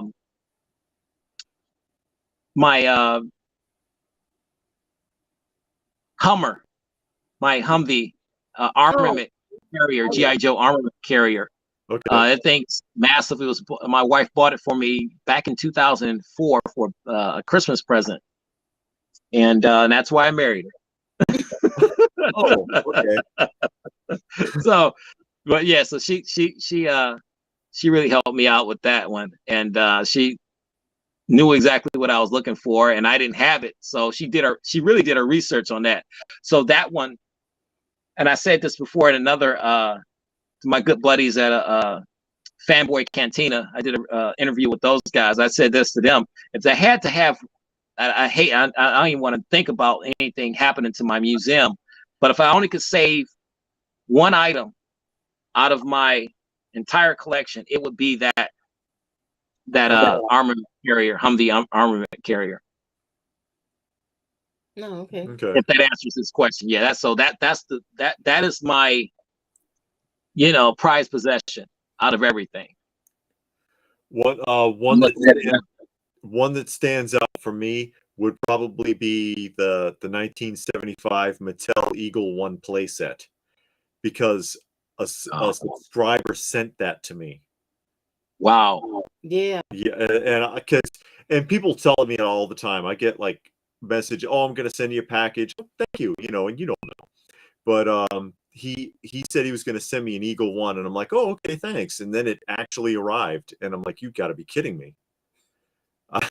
Wow. And so that's to me, that's just amazing. I don't even know what to say. Yeah. I don't even know what to say about that. That's fantastic. And if you're a Space 1999 fan, you know. Oh yeah, Jerry. That really, that Eagle 1. We watch that show now. Yeah. Yeah. Space 1999. Yeah. Yeah, I love that show. I think my favorite episode was when was it called the Beta Cloud? The Beta Cloud, when this cloud got everybody on Moon Alpha sick. Everybody but Tony and the young lady I still have a crush on today that can turn into Maya. So right. So I mean, they sent this monster down to take their life support. So I don't want to ruin it for you guys if you haven't gotten to that point yet. So I'm gonna stop right there. But that was my favorite one right there. Oh, okay. Yeah, the Beta Cloud. No, I'm a fan of Jerry Anderson's work. Oh yeah. He did a lot of great stuff. Yeah. Had the lunchbox too. Yeah. Oh, okay. There's another question here. They want to know. Johnny wants to know if you collect Matchbox or Hot Wheels cars. No, it's and I had it. I had that stuff when I was a kid too. But I like it. I like seeing it from other people. It's strange though, because it's funny because a good buddy of mine, Howlin' Wolf Reviews, did a video of the racing cars and stuff, Tyco and all that stuff, and it got me to thinking. I said, you know what? That's another wing of the museum I could open up and start collecting that stuff. But then I said, I thought about it. I said, you know what? There's certain things that at some point I have to say no. Like, Yeah. I need to stick to the 50 plus toy lines that I'm concentrating on right now. So, but no, I don't collect. Yeah, I had a good buddy of mine I worked with years ago, back in the late 1990s, who absolutely had the best Hot Wheels and Matchbox car collection of all time. I mean, you name it, he had it. Literally, he had it. Mm-hmm. And I was, I thought that was so cool, but just not my thing. Yeah. Do you see yourself ever stopping collecting? Do you see a point where you say, look around, I got every figure I ever wanted? Money's no object. You got everything you ever wanted is put up nice. And you say, I can stop now and just sit back and retire and enjoy my collection. Yeah, I see it. There's a cutoff for that at some point, and I think it's I'm 52 years old now, so I'm thinking probably within the next 5 to 10 years, because you have to ask. I'm asking myself this question. How much longer do I want to do this? And life is so precious, guys. We know that, and you're here today, gone tomorrow. We can't take any of this stuff with us. So I really just try to enjoy, and that's another reason why I'm becoming so particular and picky in what I'm purchasing. Because at some point, in my 70s and 80s, when I'm a senior citizen living, hopefully I can still live in my house. But because it's crazy to think that we're closer to that than we are to our younger years. Now if I was 30 years old being, having this conversation with you guys, I'd be, oh yeah, I'll be doing this for another 25, 30 years. But that's not the reality. The reality is that, I enjoy collecting toys, and I simply don't know how much longer, I'll be doing that, because then I'm just really focused on maybe between 15 and 20 toys that I would like to add to my collection, and that'll probably be it. And I say 15 and 20, but that'll probably take another 5 or 10 years to get those. Yeah. Some of those toy lines are really, really hard to track down. Absolutely. I've brought that up before, because that question actually comes up quite a bit. Rod Serling is looking for you. You guys watch the Twilight Zone over there. I know, that's my ringtone. Hey, that is one of the all-time best classic drama / shows. Can't beat it. Yeah, bar none. They cannot duplicate it. I bring up the product people, which they're somewhere up here. I don't know if you can even see it. Yeah, the product people over here. Yeah. Because 16 years I've been putting that set together. I still need one box. Wow. Still need one just to finish it, finally be done. But that's how hard that set is. But yeah, certain toy lines, it's really tough, especially if you're looking for the best possible examples. And aside from Lone Ranger, you got any that you're really on the hunt for? Yeah, outside of Pulsar, oh yeah, there's the $6 Million Man line. You had you held up a figure that I'm looking for, the JJ. Is that Abrams? JJ Arms, yeah. Arms, JJ Arms. Abrams. Where I get Abrams from? Yeah, but the JJ Arm. Yeah, JJ Arms. It was one figure and one vehicle. Right. So yeah. I'm on a hunt for him. For anything $6 million man. Yeah. It has to be mint in box. And this is what I was talking about, another 5 to 10 years. Because I mean it's going to, and then I could kind of ride off in the sunset and retire and say, hey, you know what? That's enough. That's enough. And but anything $6 million man, JJ Arms. There's a few vintage Mego figures that I would like to have mint on card. And oh my goodness, some of the Big Jim figures as well. That I would like to have some of those guys too. And I learned this from you. You got me turned on to these these figures. Are they Boy Scouts? Oh, the Steve Scout. Is that Matchbox or? That was Kenner Steve Scout. That's Kenner, right? So the Kenner Scout, yeah. So, I've been doing some research on those guys, and so it's little things that I'm picking up along the way that I say, you know what, it'd be cool to have that. It'd be nice to have that, and but like I said, that's 5-10 years. So that's what I'm really gearing myself up for, and that's what I'm really kind of shutting down. Just on a lot of the modern buying stuff now, if I see something I really like, I'll get it. But I'm slowly but surely kind of veering away from that. Now I know you got this high level of standard when it comes to packaging, and that's cool. But do you think that limits you though? Because like I know for me, I like to put stuff in the box too. But if it's in the box, it's complete. Because I have a figure, it's complete in the box. It's still got all the twist ties, but it's been open. The glue came loose. Oh Lord, no! I'll get that. Oh Lord, no! Listen. Oh my God, I gotta go to church tomorrow. I tell you, look. Because I know what you're saying with a lot of the figures, and I know some of them, like $6 million man, Big Jim, they're hard to come by in the package. Impossible. Yeah, impossible. So I mean, but you won't bend an inch. Not an inch.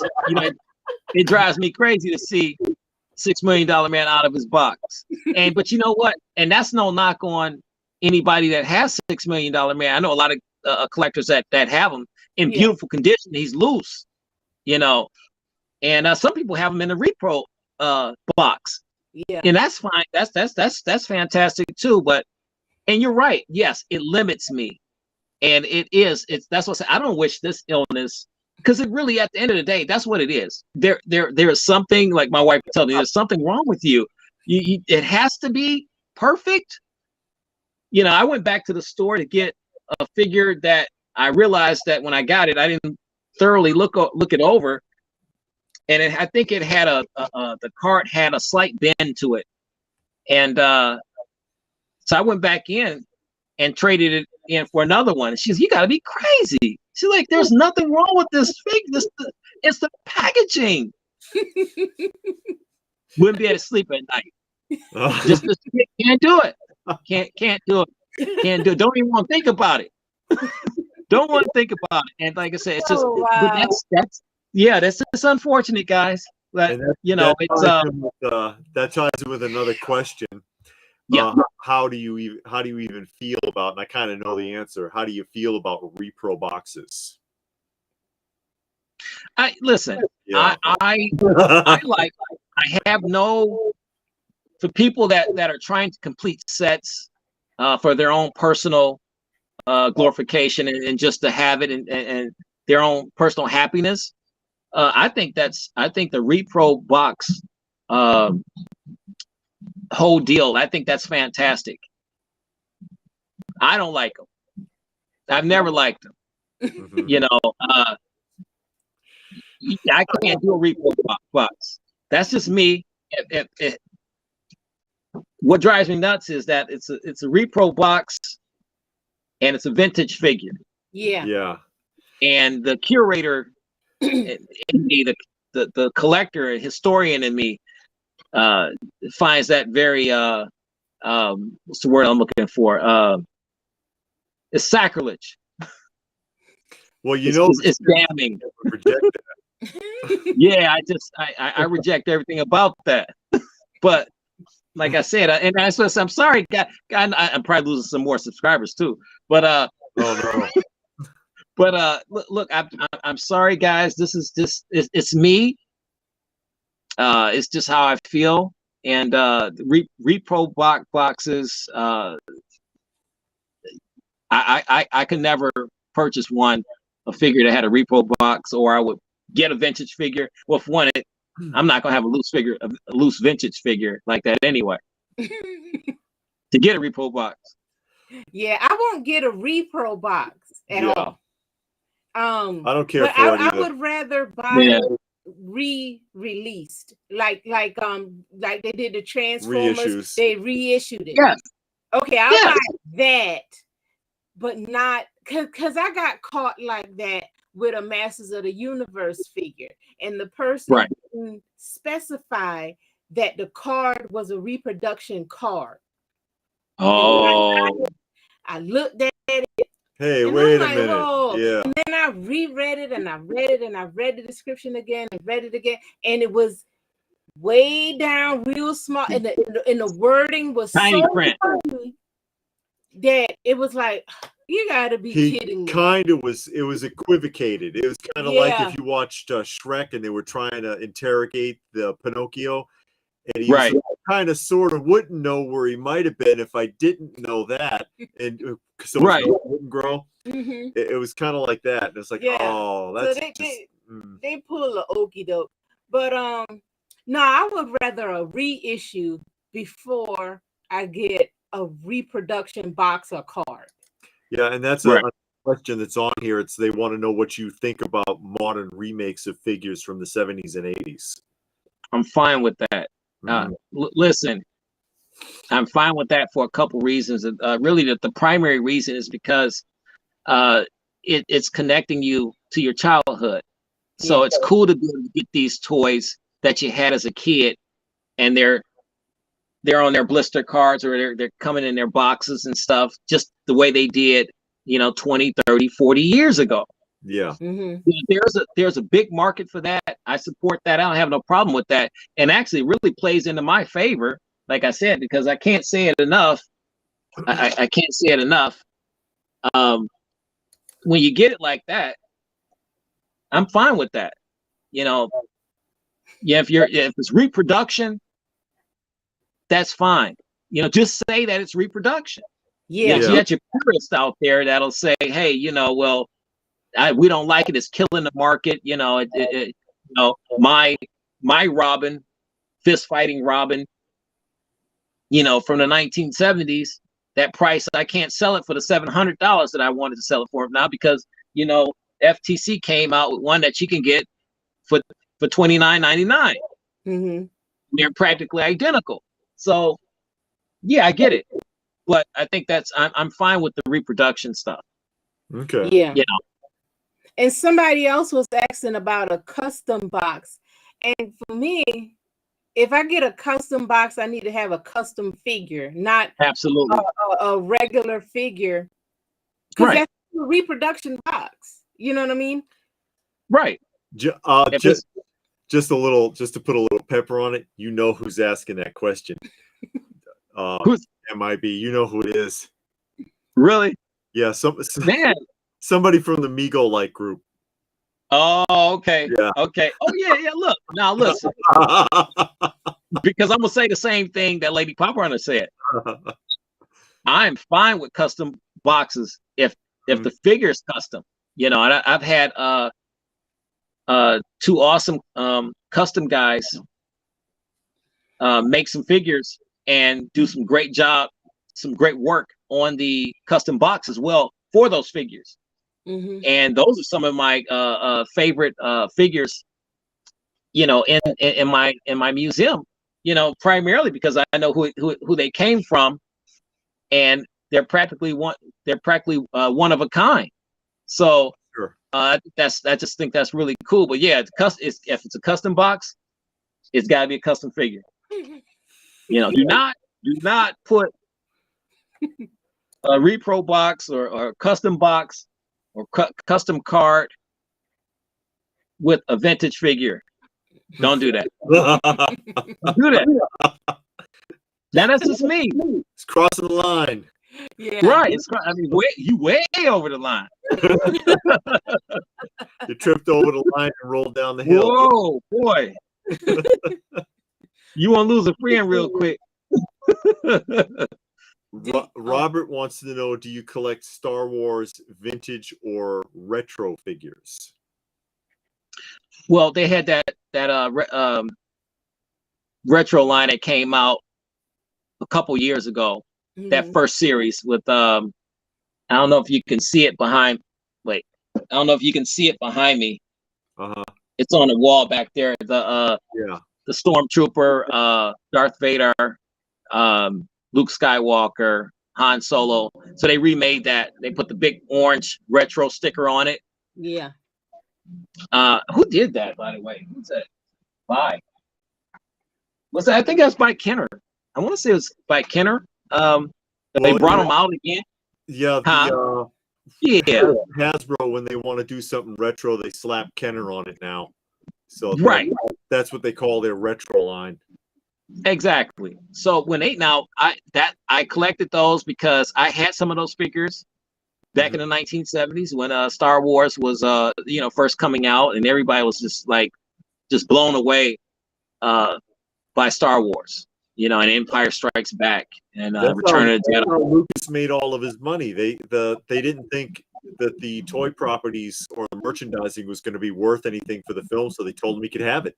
He could have it. And that was a huge mistake. Yeah. Billions of dollars later, right? Yeah. Yeah. So those are the only ones I have. Once again, because we both know that the vintage ones are astronomical. Now they are, yeah. It's just crazy in the last 20 years. Can't do it, right? So it's just no way I could reason with, you know, parting with, because once again, it's not about just buying one or two figures. You know, I would have to get that series, and you know, so it's just, that's just me. But so you can't do it. But so I thought that, once again, I thought that was a fantastic situation to have those figures from that time period come back out as reproductions. I thought that was so cool. So, and now, but they're doing it to death, and that's what we talked about earlier in the show. It's really insulting my intelligence. You're gonna keep bringing this up. I don't care about the new stuff that's coming out. What's the show on now? Mandalorian. Yeah, the Mandalorian. So now they got the retro carded figures. So that's not, ain't even old enough to be a retro. No. You know, what are you doing? It's got to be at least 20 years for vintage. Yeah. So it's insult. So I'm standing there in Target and I'm looking at the Mandalorian with the big retro sticker. I was like, you guys got to be crazy, man. I'm not paying that. I mean, it's not that much, but I'm just saying, to me, it doesn't grab me like that. And that's not my childhood. The Mandalorian is not it's my kids' childhood. So I can't, you know. And they're going to do it with the Indiana Jones figures now, too. And I think someone was asking if you were going to be interested in that. But yeah, they're going to do retro Indiana Jones too, I believe. Now if they do that, I have to get them. Okay, I would have to get them because Indiana Jones is, you know, listen, Raiders of the Lost Ark is my ultimate, my favorite one. I believe I have the Marvel Comics adaptation of that laying around somewhere. But I mean, I love Indiana Jones. Yeah, I would get those. You know what I don't like about them though? and I get What's why they that? do it, but I don't like it, is how on the retro cards, they make the cards, they print them to look like they're Yeah. beat up. Yeah. They're I all don't like that. weathered around the edges. The edges. Yeah. Yeah. Yeah. Yeah. Around the edges. Yeah. Yeah. I don't like that. Just print the card regular, like we got it from the store back in 1977. You know, we're 78. Just print it right. Well, you guys are bringing out those sodomies right now. And I was here's a sort of a left field question. What's the story with the ghost? Oh, That's Lou Where did that come Melodrama. from? And that's Brian Sanchez and those guys. I don't know why you guys let these guys in. Okay.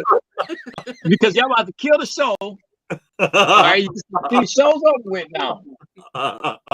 And if you haven't noticed, occasionally, yeah, I'm always glancing over my shoulders and stuff because I'm a conservative, so I'm trying to conserve energy around here. So I have certain parts.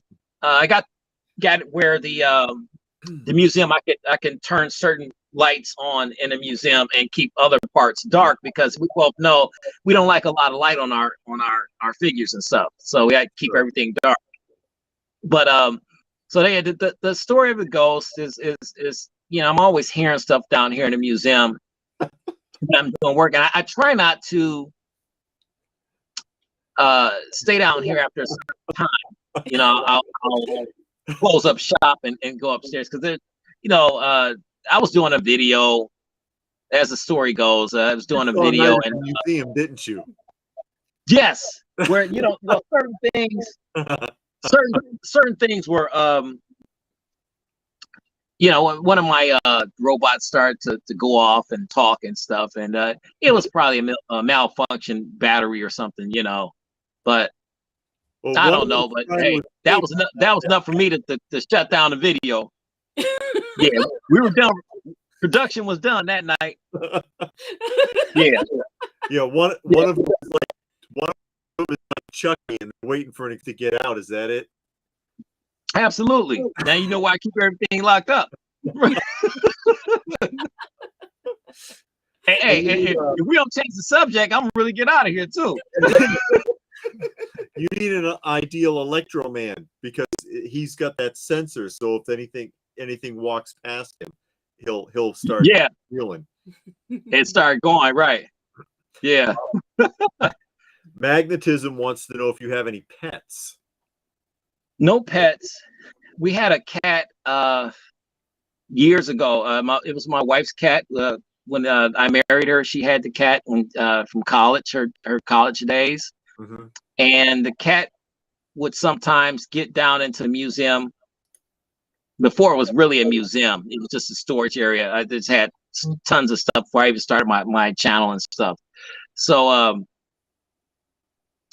the cat would sit on some of my boxes of action figures and toys and stuff. And but you can't do anything about it because that's my wife's cat. So I had to eat that loss. Yeah, it was. She did about $2,000 worth of damage actually. Oh, really? Wow. Yeah, about $2,000. That's about like 2,000 to 3,000. Yeah, worth of damage. Yeah, for whatever reasons, I don't know what the attraction for cats in boxes are, but she was a little.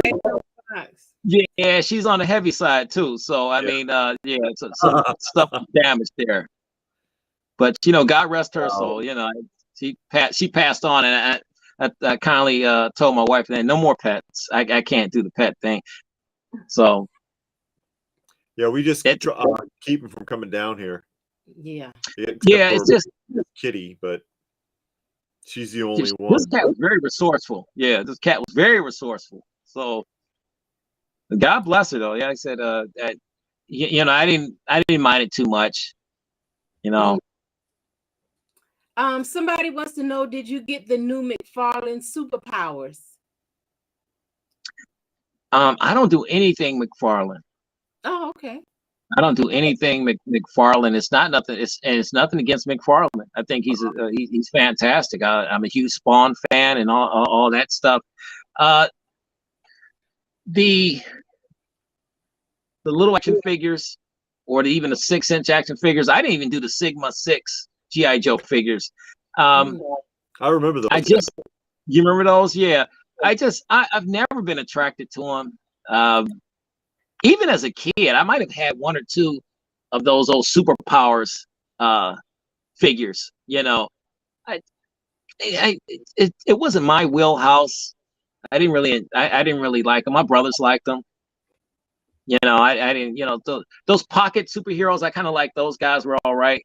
They got some questionable poses though. They do get some questionable poses. I go now looking back on 40 years from now ago. Yeah. Now I can see what people are talking about. But you know, when you think about that back then, you know, just really cool figures. But yeah, they do got some questionable poses. And Jeff wants to know, with today's tech and engineering, what would remake? Oh, I guess he wants to know what remake you would like to see from a 70s or 80s property. Is there anything you wish they would redo?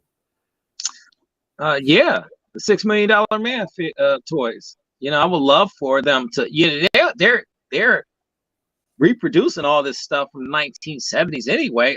Why don't is that Mattel? Kenner maybe. Kenner. Yeah. Oh, so Kenner. Yeah, I thought it was Kenner. Okay, so it's Kenner. So Kenner, it would have the Hasbro now. Yeah, it had the Hasbro now. So and they did their retro line for those properties, they made 3 3/4 inch, right?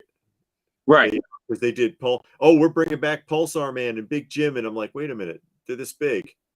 No, that won't work for me. Yeah. And you know, and God bless the people that are excited about it, because like I said, I don't. The last thing I want to do as a toy collector is to steal somebody else's joy. So if that's fantastic for somebody else. Yeah. But they can keep that. Okay. they can keep that. I want $6 Million Man. You know how much money Hasbro would make if they brought the $6 Million Man back out? You know, he is still a hot property as far as I'm concerned. And once again, our generation's concerned, you know, Bigfoot is still doing big money on a secondary market. Oh, yeah. I mean, so bring these guys out. You know, I thought I like Biff Bang Pow did a fantastic job of bringing the $6 Million Man out in the 8-inch action figures. I thought that was fantastic. One of my favorites is the Bigfoot Sasquatch. I love that figure. I found him, and he was pricey even then when I bought him about maybe 7 years ago. Yeah. And he was pricey. I think he's the most expensive one out of all of them. The hardest to find, I should say, too. Mm-hmm. But yeah, I love that figure. So I would love to see, if you know, all the technology they have now, bring $6 million, you know, bring $6 Million Man back out. Our luck, they'll put it on HasLab. Yeah. Right. Now, if they put it on HasLab, $350 for it or something.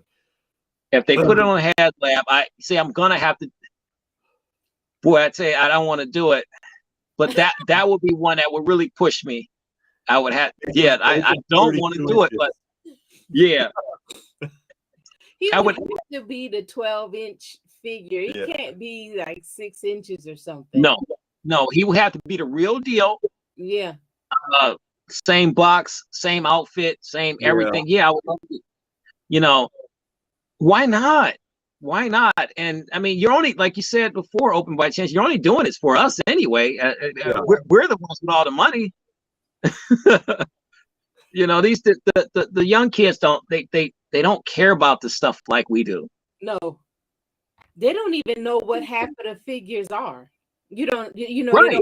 We were at the comic book show this past weekend, and he got on a Cobra shirt from G.I. Joe. You know, the Cobra. Really?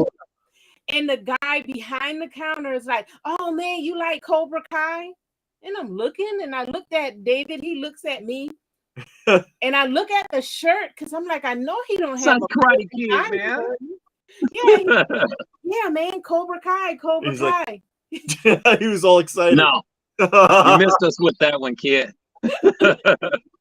But no, that's just. But you're right. That's the And he generation. wasn't that young. No, That's sad.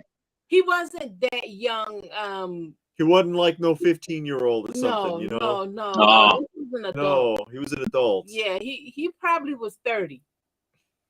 But see, even then, that's a cutoff. I mean, that's just that is still too young for our generation. He can't relate. He can't relate. Oh no. You know, God bless him. I wouldn't hold it against him too tough, because at 30, it's just not his. Anybody that's born in the 90s, practically. I mean, no, they have no concept. Yeah, Joe is, man. Yeah. Right. Well, there's even been movies. Yeah. Some really bad live action films, but there have been movies. But he just saw. They're trying. I know. And thought Cobra Kai. That's the first thing came to his mind. And I get a fist pump for it too. It's like, yeah, Cobra Kai. Just need to do it. Oh my goodness. God bless him. Somebody wants to know, how do you do you buy, that's Mr. Magnet? Yeah. Do you ever forget what you bought because you purchased so much? Do you ever feel, oh wait a minute, I already have this? No.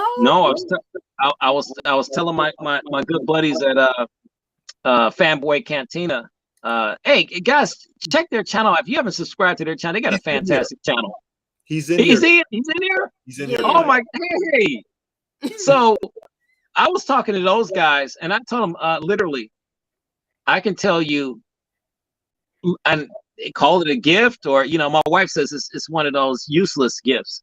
Because I can't remember where I put my car keys at. But I can tell you every item here in a museum. Mm-hmm. I have a story about each and every one of these items. I mean, once again, because it's something that means something to me. So that's the passion. That's the passion. It literally, and then people say, "Well, that's impossible." So a buddy of mine was just started to try to grill me with it, and start picking stuff up, and I'd start pointing. I tell them about it, So I don't forget anything. Mm-hmm. Okay. And I could be sitting down drinking some coffee or something, and think about a figure and say, you know what?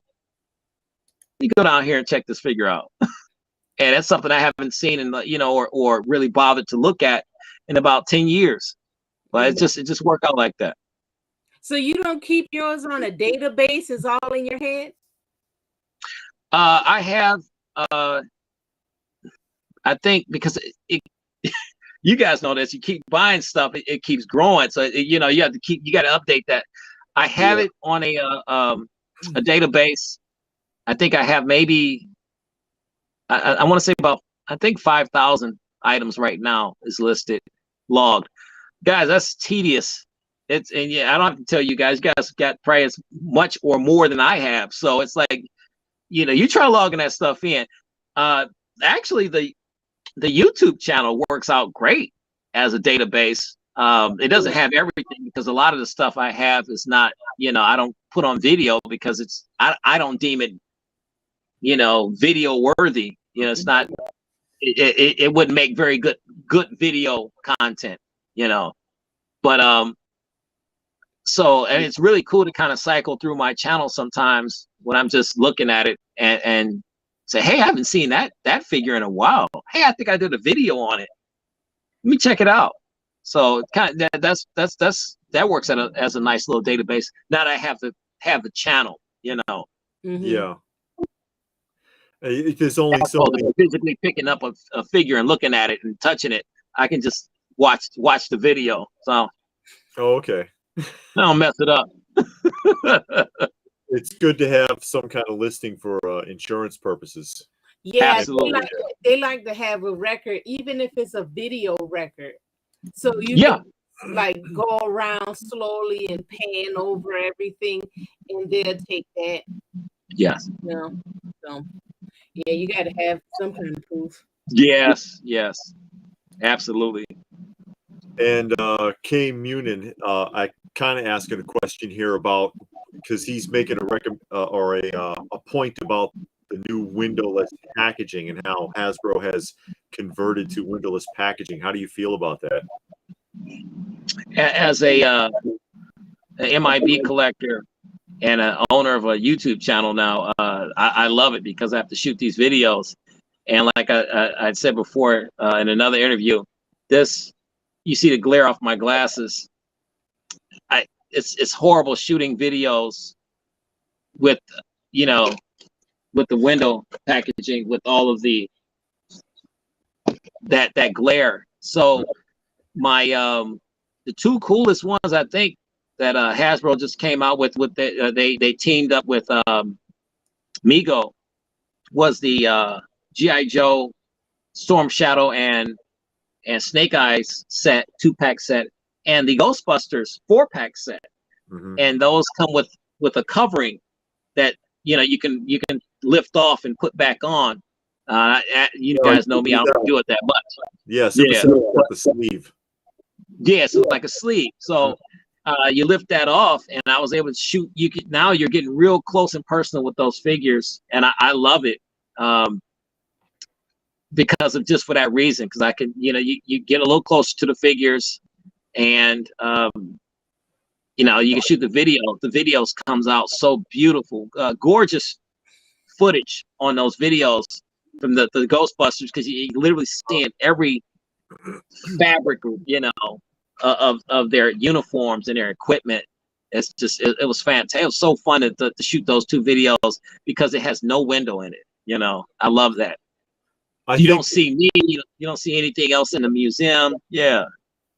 I think the problem there is that too many of people who collect those, because Legends has been around for a while, because it was Toy Biz, and then it was Hasbro. Yeah.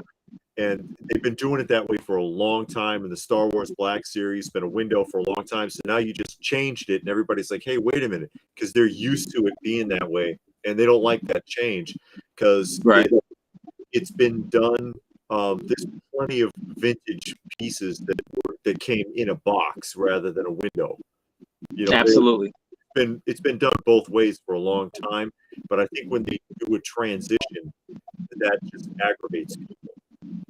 Yeah. Also, I think people are concerned about, will the items get swapped out? Yeah, because that happens a lot now. Yeah, we've seen that in the store where you go and it's a window, and you supposed to have like a Superman, and then it's something else in the package. So I think a lot of people are concerned about will the figure, and now you can't see it. So at least before, you could go in the store as a window, you could see, hey, this is supposed to be Superman, it's somebody else, I'm not going to get it. But now that it's not, you don't know what you're getting. And I think I mentioned that when we were in one of Lou's chats, that I was in a Target. You remember the Mego Fonzies, the new ones? Yes. And someone had peeled open the edge of all the packages and stole the little combs out. And I'm like, who the hell does that? Right. Who? But why? If it was a sealed box, you wouldn't know until you got home. Yeah. And then absolutely. But then you would never open it anyway. So now somebody bought it, because we watched a YouTube channel, and this person. Here we go. I know, and I thought about you when I saw the question, and the reason why, because I'm an in the box collector too, but this person admitted on YouTube, the world will see, big channel too, big subscriber channel. Yeah, that they go to Walmart, Target, wherever, they buy the figure with the builder figure in it, take the builder figure out, seal it back up, take it back to Walmart. And return. So now it's not, but now I'm thinking, like, let's say you go and you buy one and it's no box. I mean, it's no window, and they seal it back up, glue it back, put it up. Now you pick it up thinking you're getting Superman, but you never opened the box. Yeah. And something else is in there. And Frodo is in there. Well, the thing is with that is, I'm so particular open by chance you with the comic book with the magnifying glass. Oh yeah. Generally, I really do my research on items that I'm really looking for in a store. It's very rare that I'll come across something in the store that I don't have information on. Yeah. From another collector or from somebody from my channel, or just me checking stuff out on Mattel's website and Hasbro's website. So a lot of the stuff that doesn't have the window box, a lot of that stuff for me is the two Mego Hasbro collaboration figures, like the Ghostbuster, Ghostbuster set, and the G.I. Joe set. Yeah, you're getting that was coming market. Absolutely. So I mean, I'm getting that straight from them. So I'm very particular. So now your average, just casual collector, they're gonna probably get burnt on something like that. Yeah. I'm not a casual though. Definitely I'm watching because I hear the horror stories, and I see it. So I'm so like I said, I don't wish this type of illness on anybody though. The level of perfection that's required by me, I'm constantly going over. I've left so many things, guys, in the store because it was just not quite right.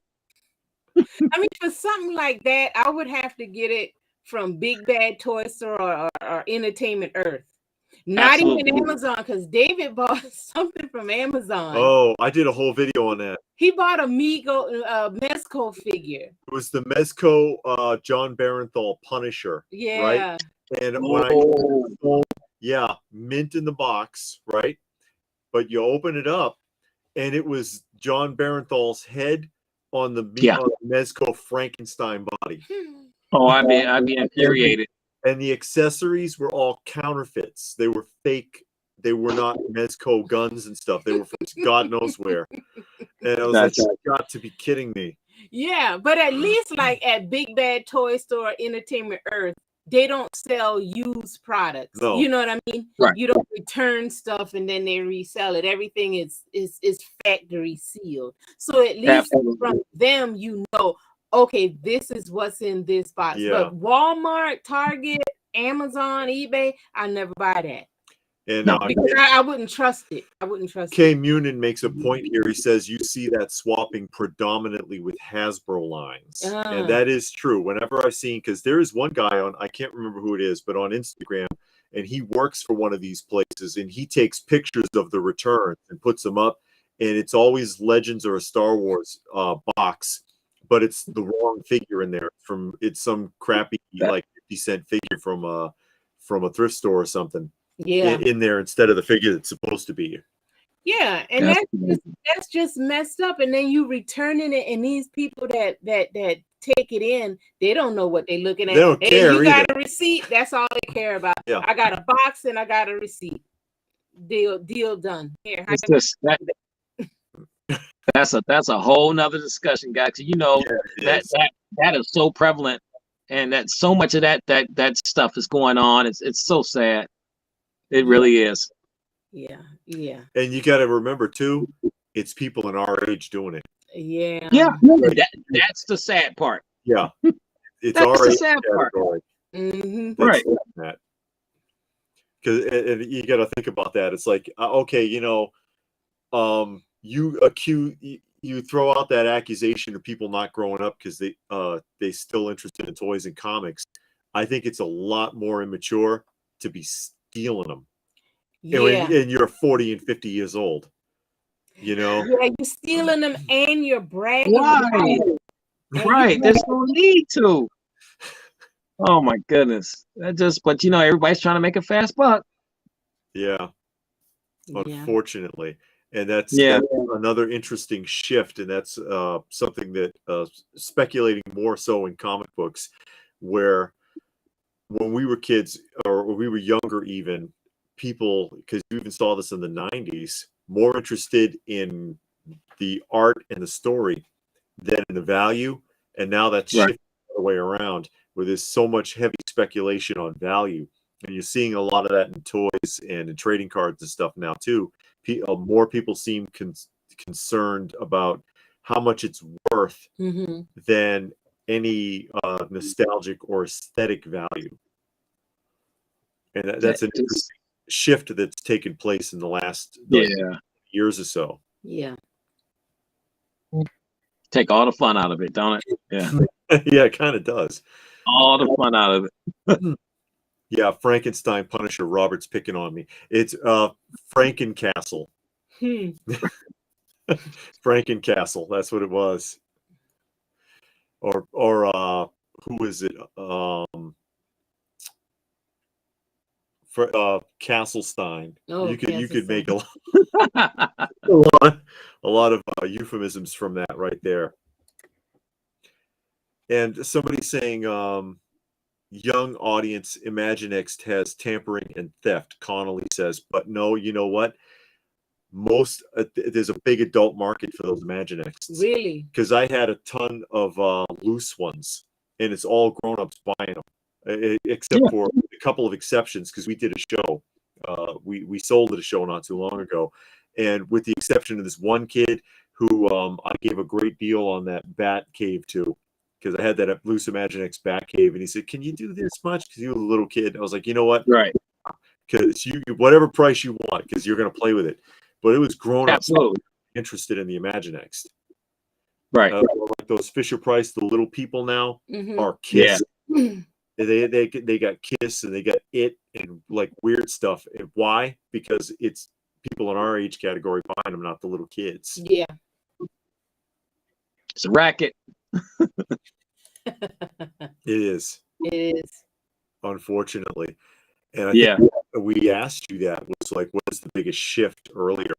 We had asked you what's the biggest shift that you've seen in the last, since you started collecting to now within the collecting community.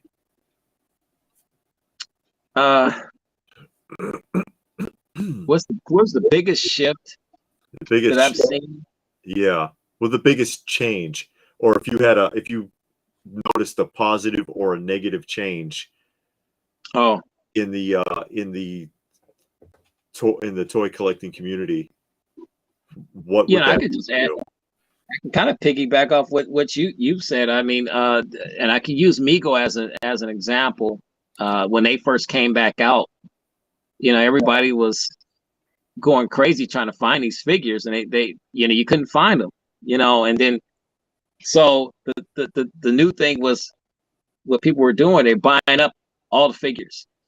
So you go to a Target and these figures are sold already, and they're all gone. And I say, well, this with the collecting community, that was a huge shift for me. Seeing that, so you know what, good for that too. Yeah, it had been a while since I experienced that level of stuff like that. It's like so it's like, well, now we're, as collectors, we're talking to each other on these Facebook groups and stuff. This person lives in California, that person lives in Chicago, this person lives in Michigan. Hey, have you found this at your Target or at your Walmart? And so now we're trying to help each other like that. And that's ridiculous. I mean, we should be able to go to our own stores in our own states and find this stuff. Yeah. But I personally walked in on a guy coming down the aisle in Target, and he had all of the. This is back when the Draculas were a big deal, because I think they were literally the best one out of the 8-inch figures of the 2018 figures. Everybody was looking for this guy, to the point where they were scalping him on eBay for like crazy money. And I saw a guy in Target, man, with about 7 Draculas. I'm like, he's like literally going through and just taking the Draculas. I'm like looking at him, really? It's and our age group, and it's like, and you know what he was going to do with it. So that was the biggest shift I've seen. Probably not a collector. No, not a collector. You know, but he was gonna probably sell these guys probably about $100 a pop. Yeah. And that's it's all a racket. It's all about making the money, and us poor souls that are actually enjoying the hobby for what it's truly meant to be. It's fun. Yeah, We're the ones that getting caught up in the middle of this, you know. So that shift, I saw that. Yeah, that's pretty much to the point now. I think, like Lady Pophorn said, you know, to the point where if I really have to have it out, it's Big Bad Toy Store or some other cool websites that I'm connected with now. yeah, Yeah, because those scalpers is what got me kind of backed away. The scalpers first, then I stopped going to stores because we used to go hunting. We stopped going to the stores it's and not went fun.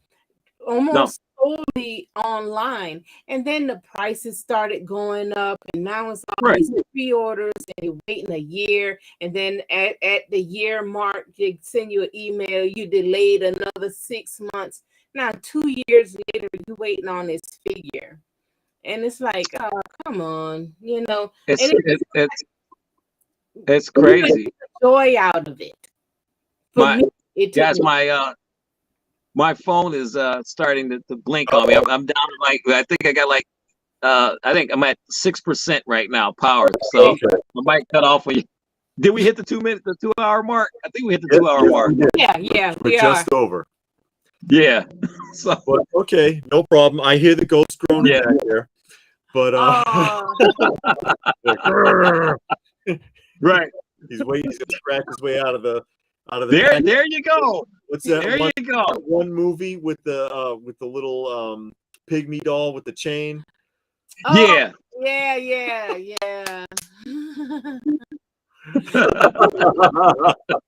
You guys But anyway, stop it. So we want to thank you for coming. Absolutely. And you can be found on M.I.B Master Toy Museum on YouTube. Yep. And what about Facebook? Facebook, the M.I.B Master Toy Museum, 1979.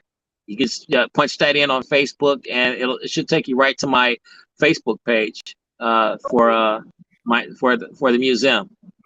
Okay, do you have Instagram or anything like that?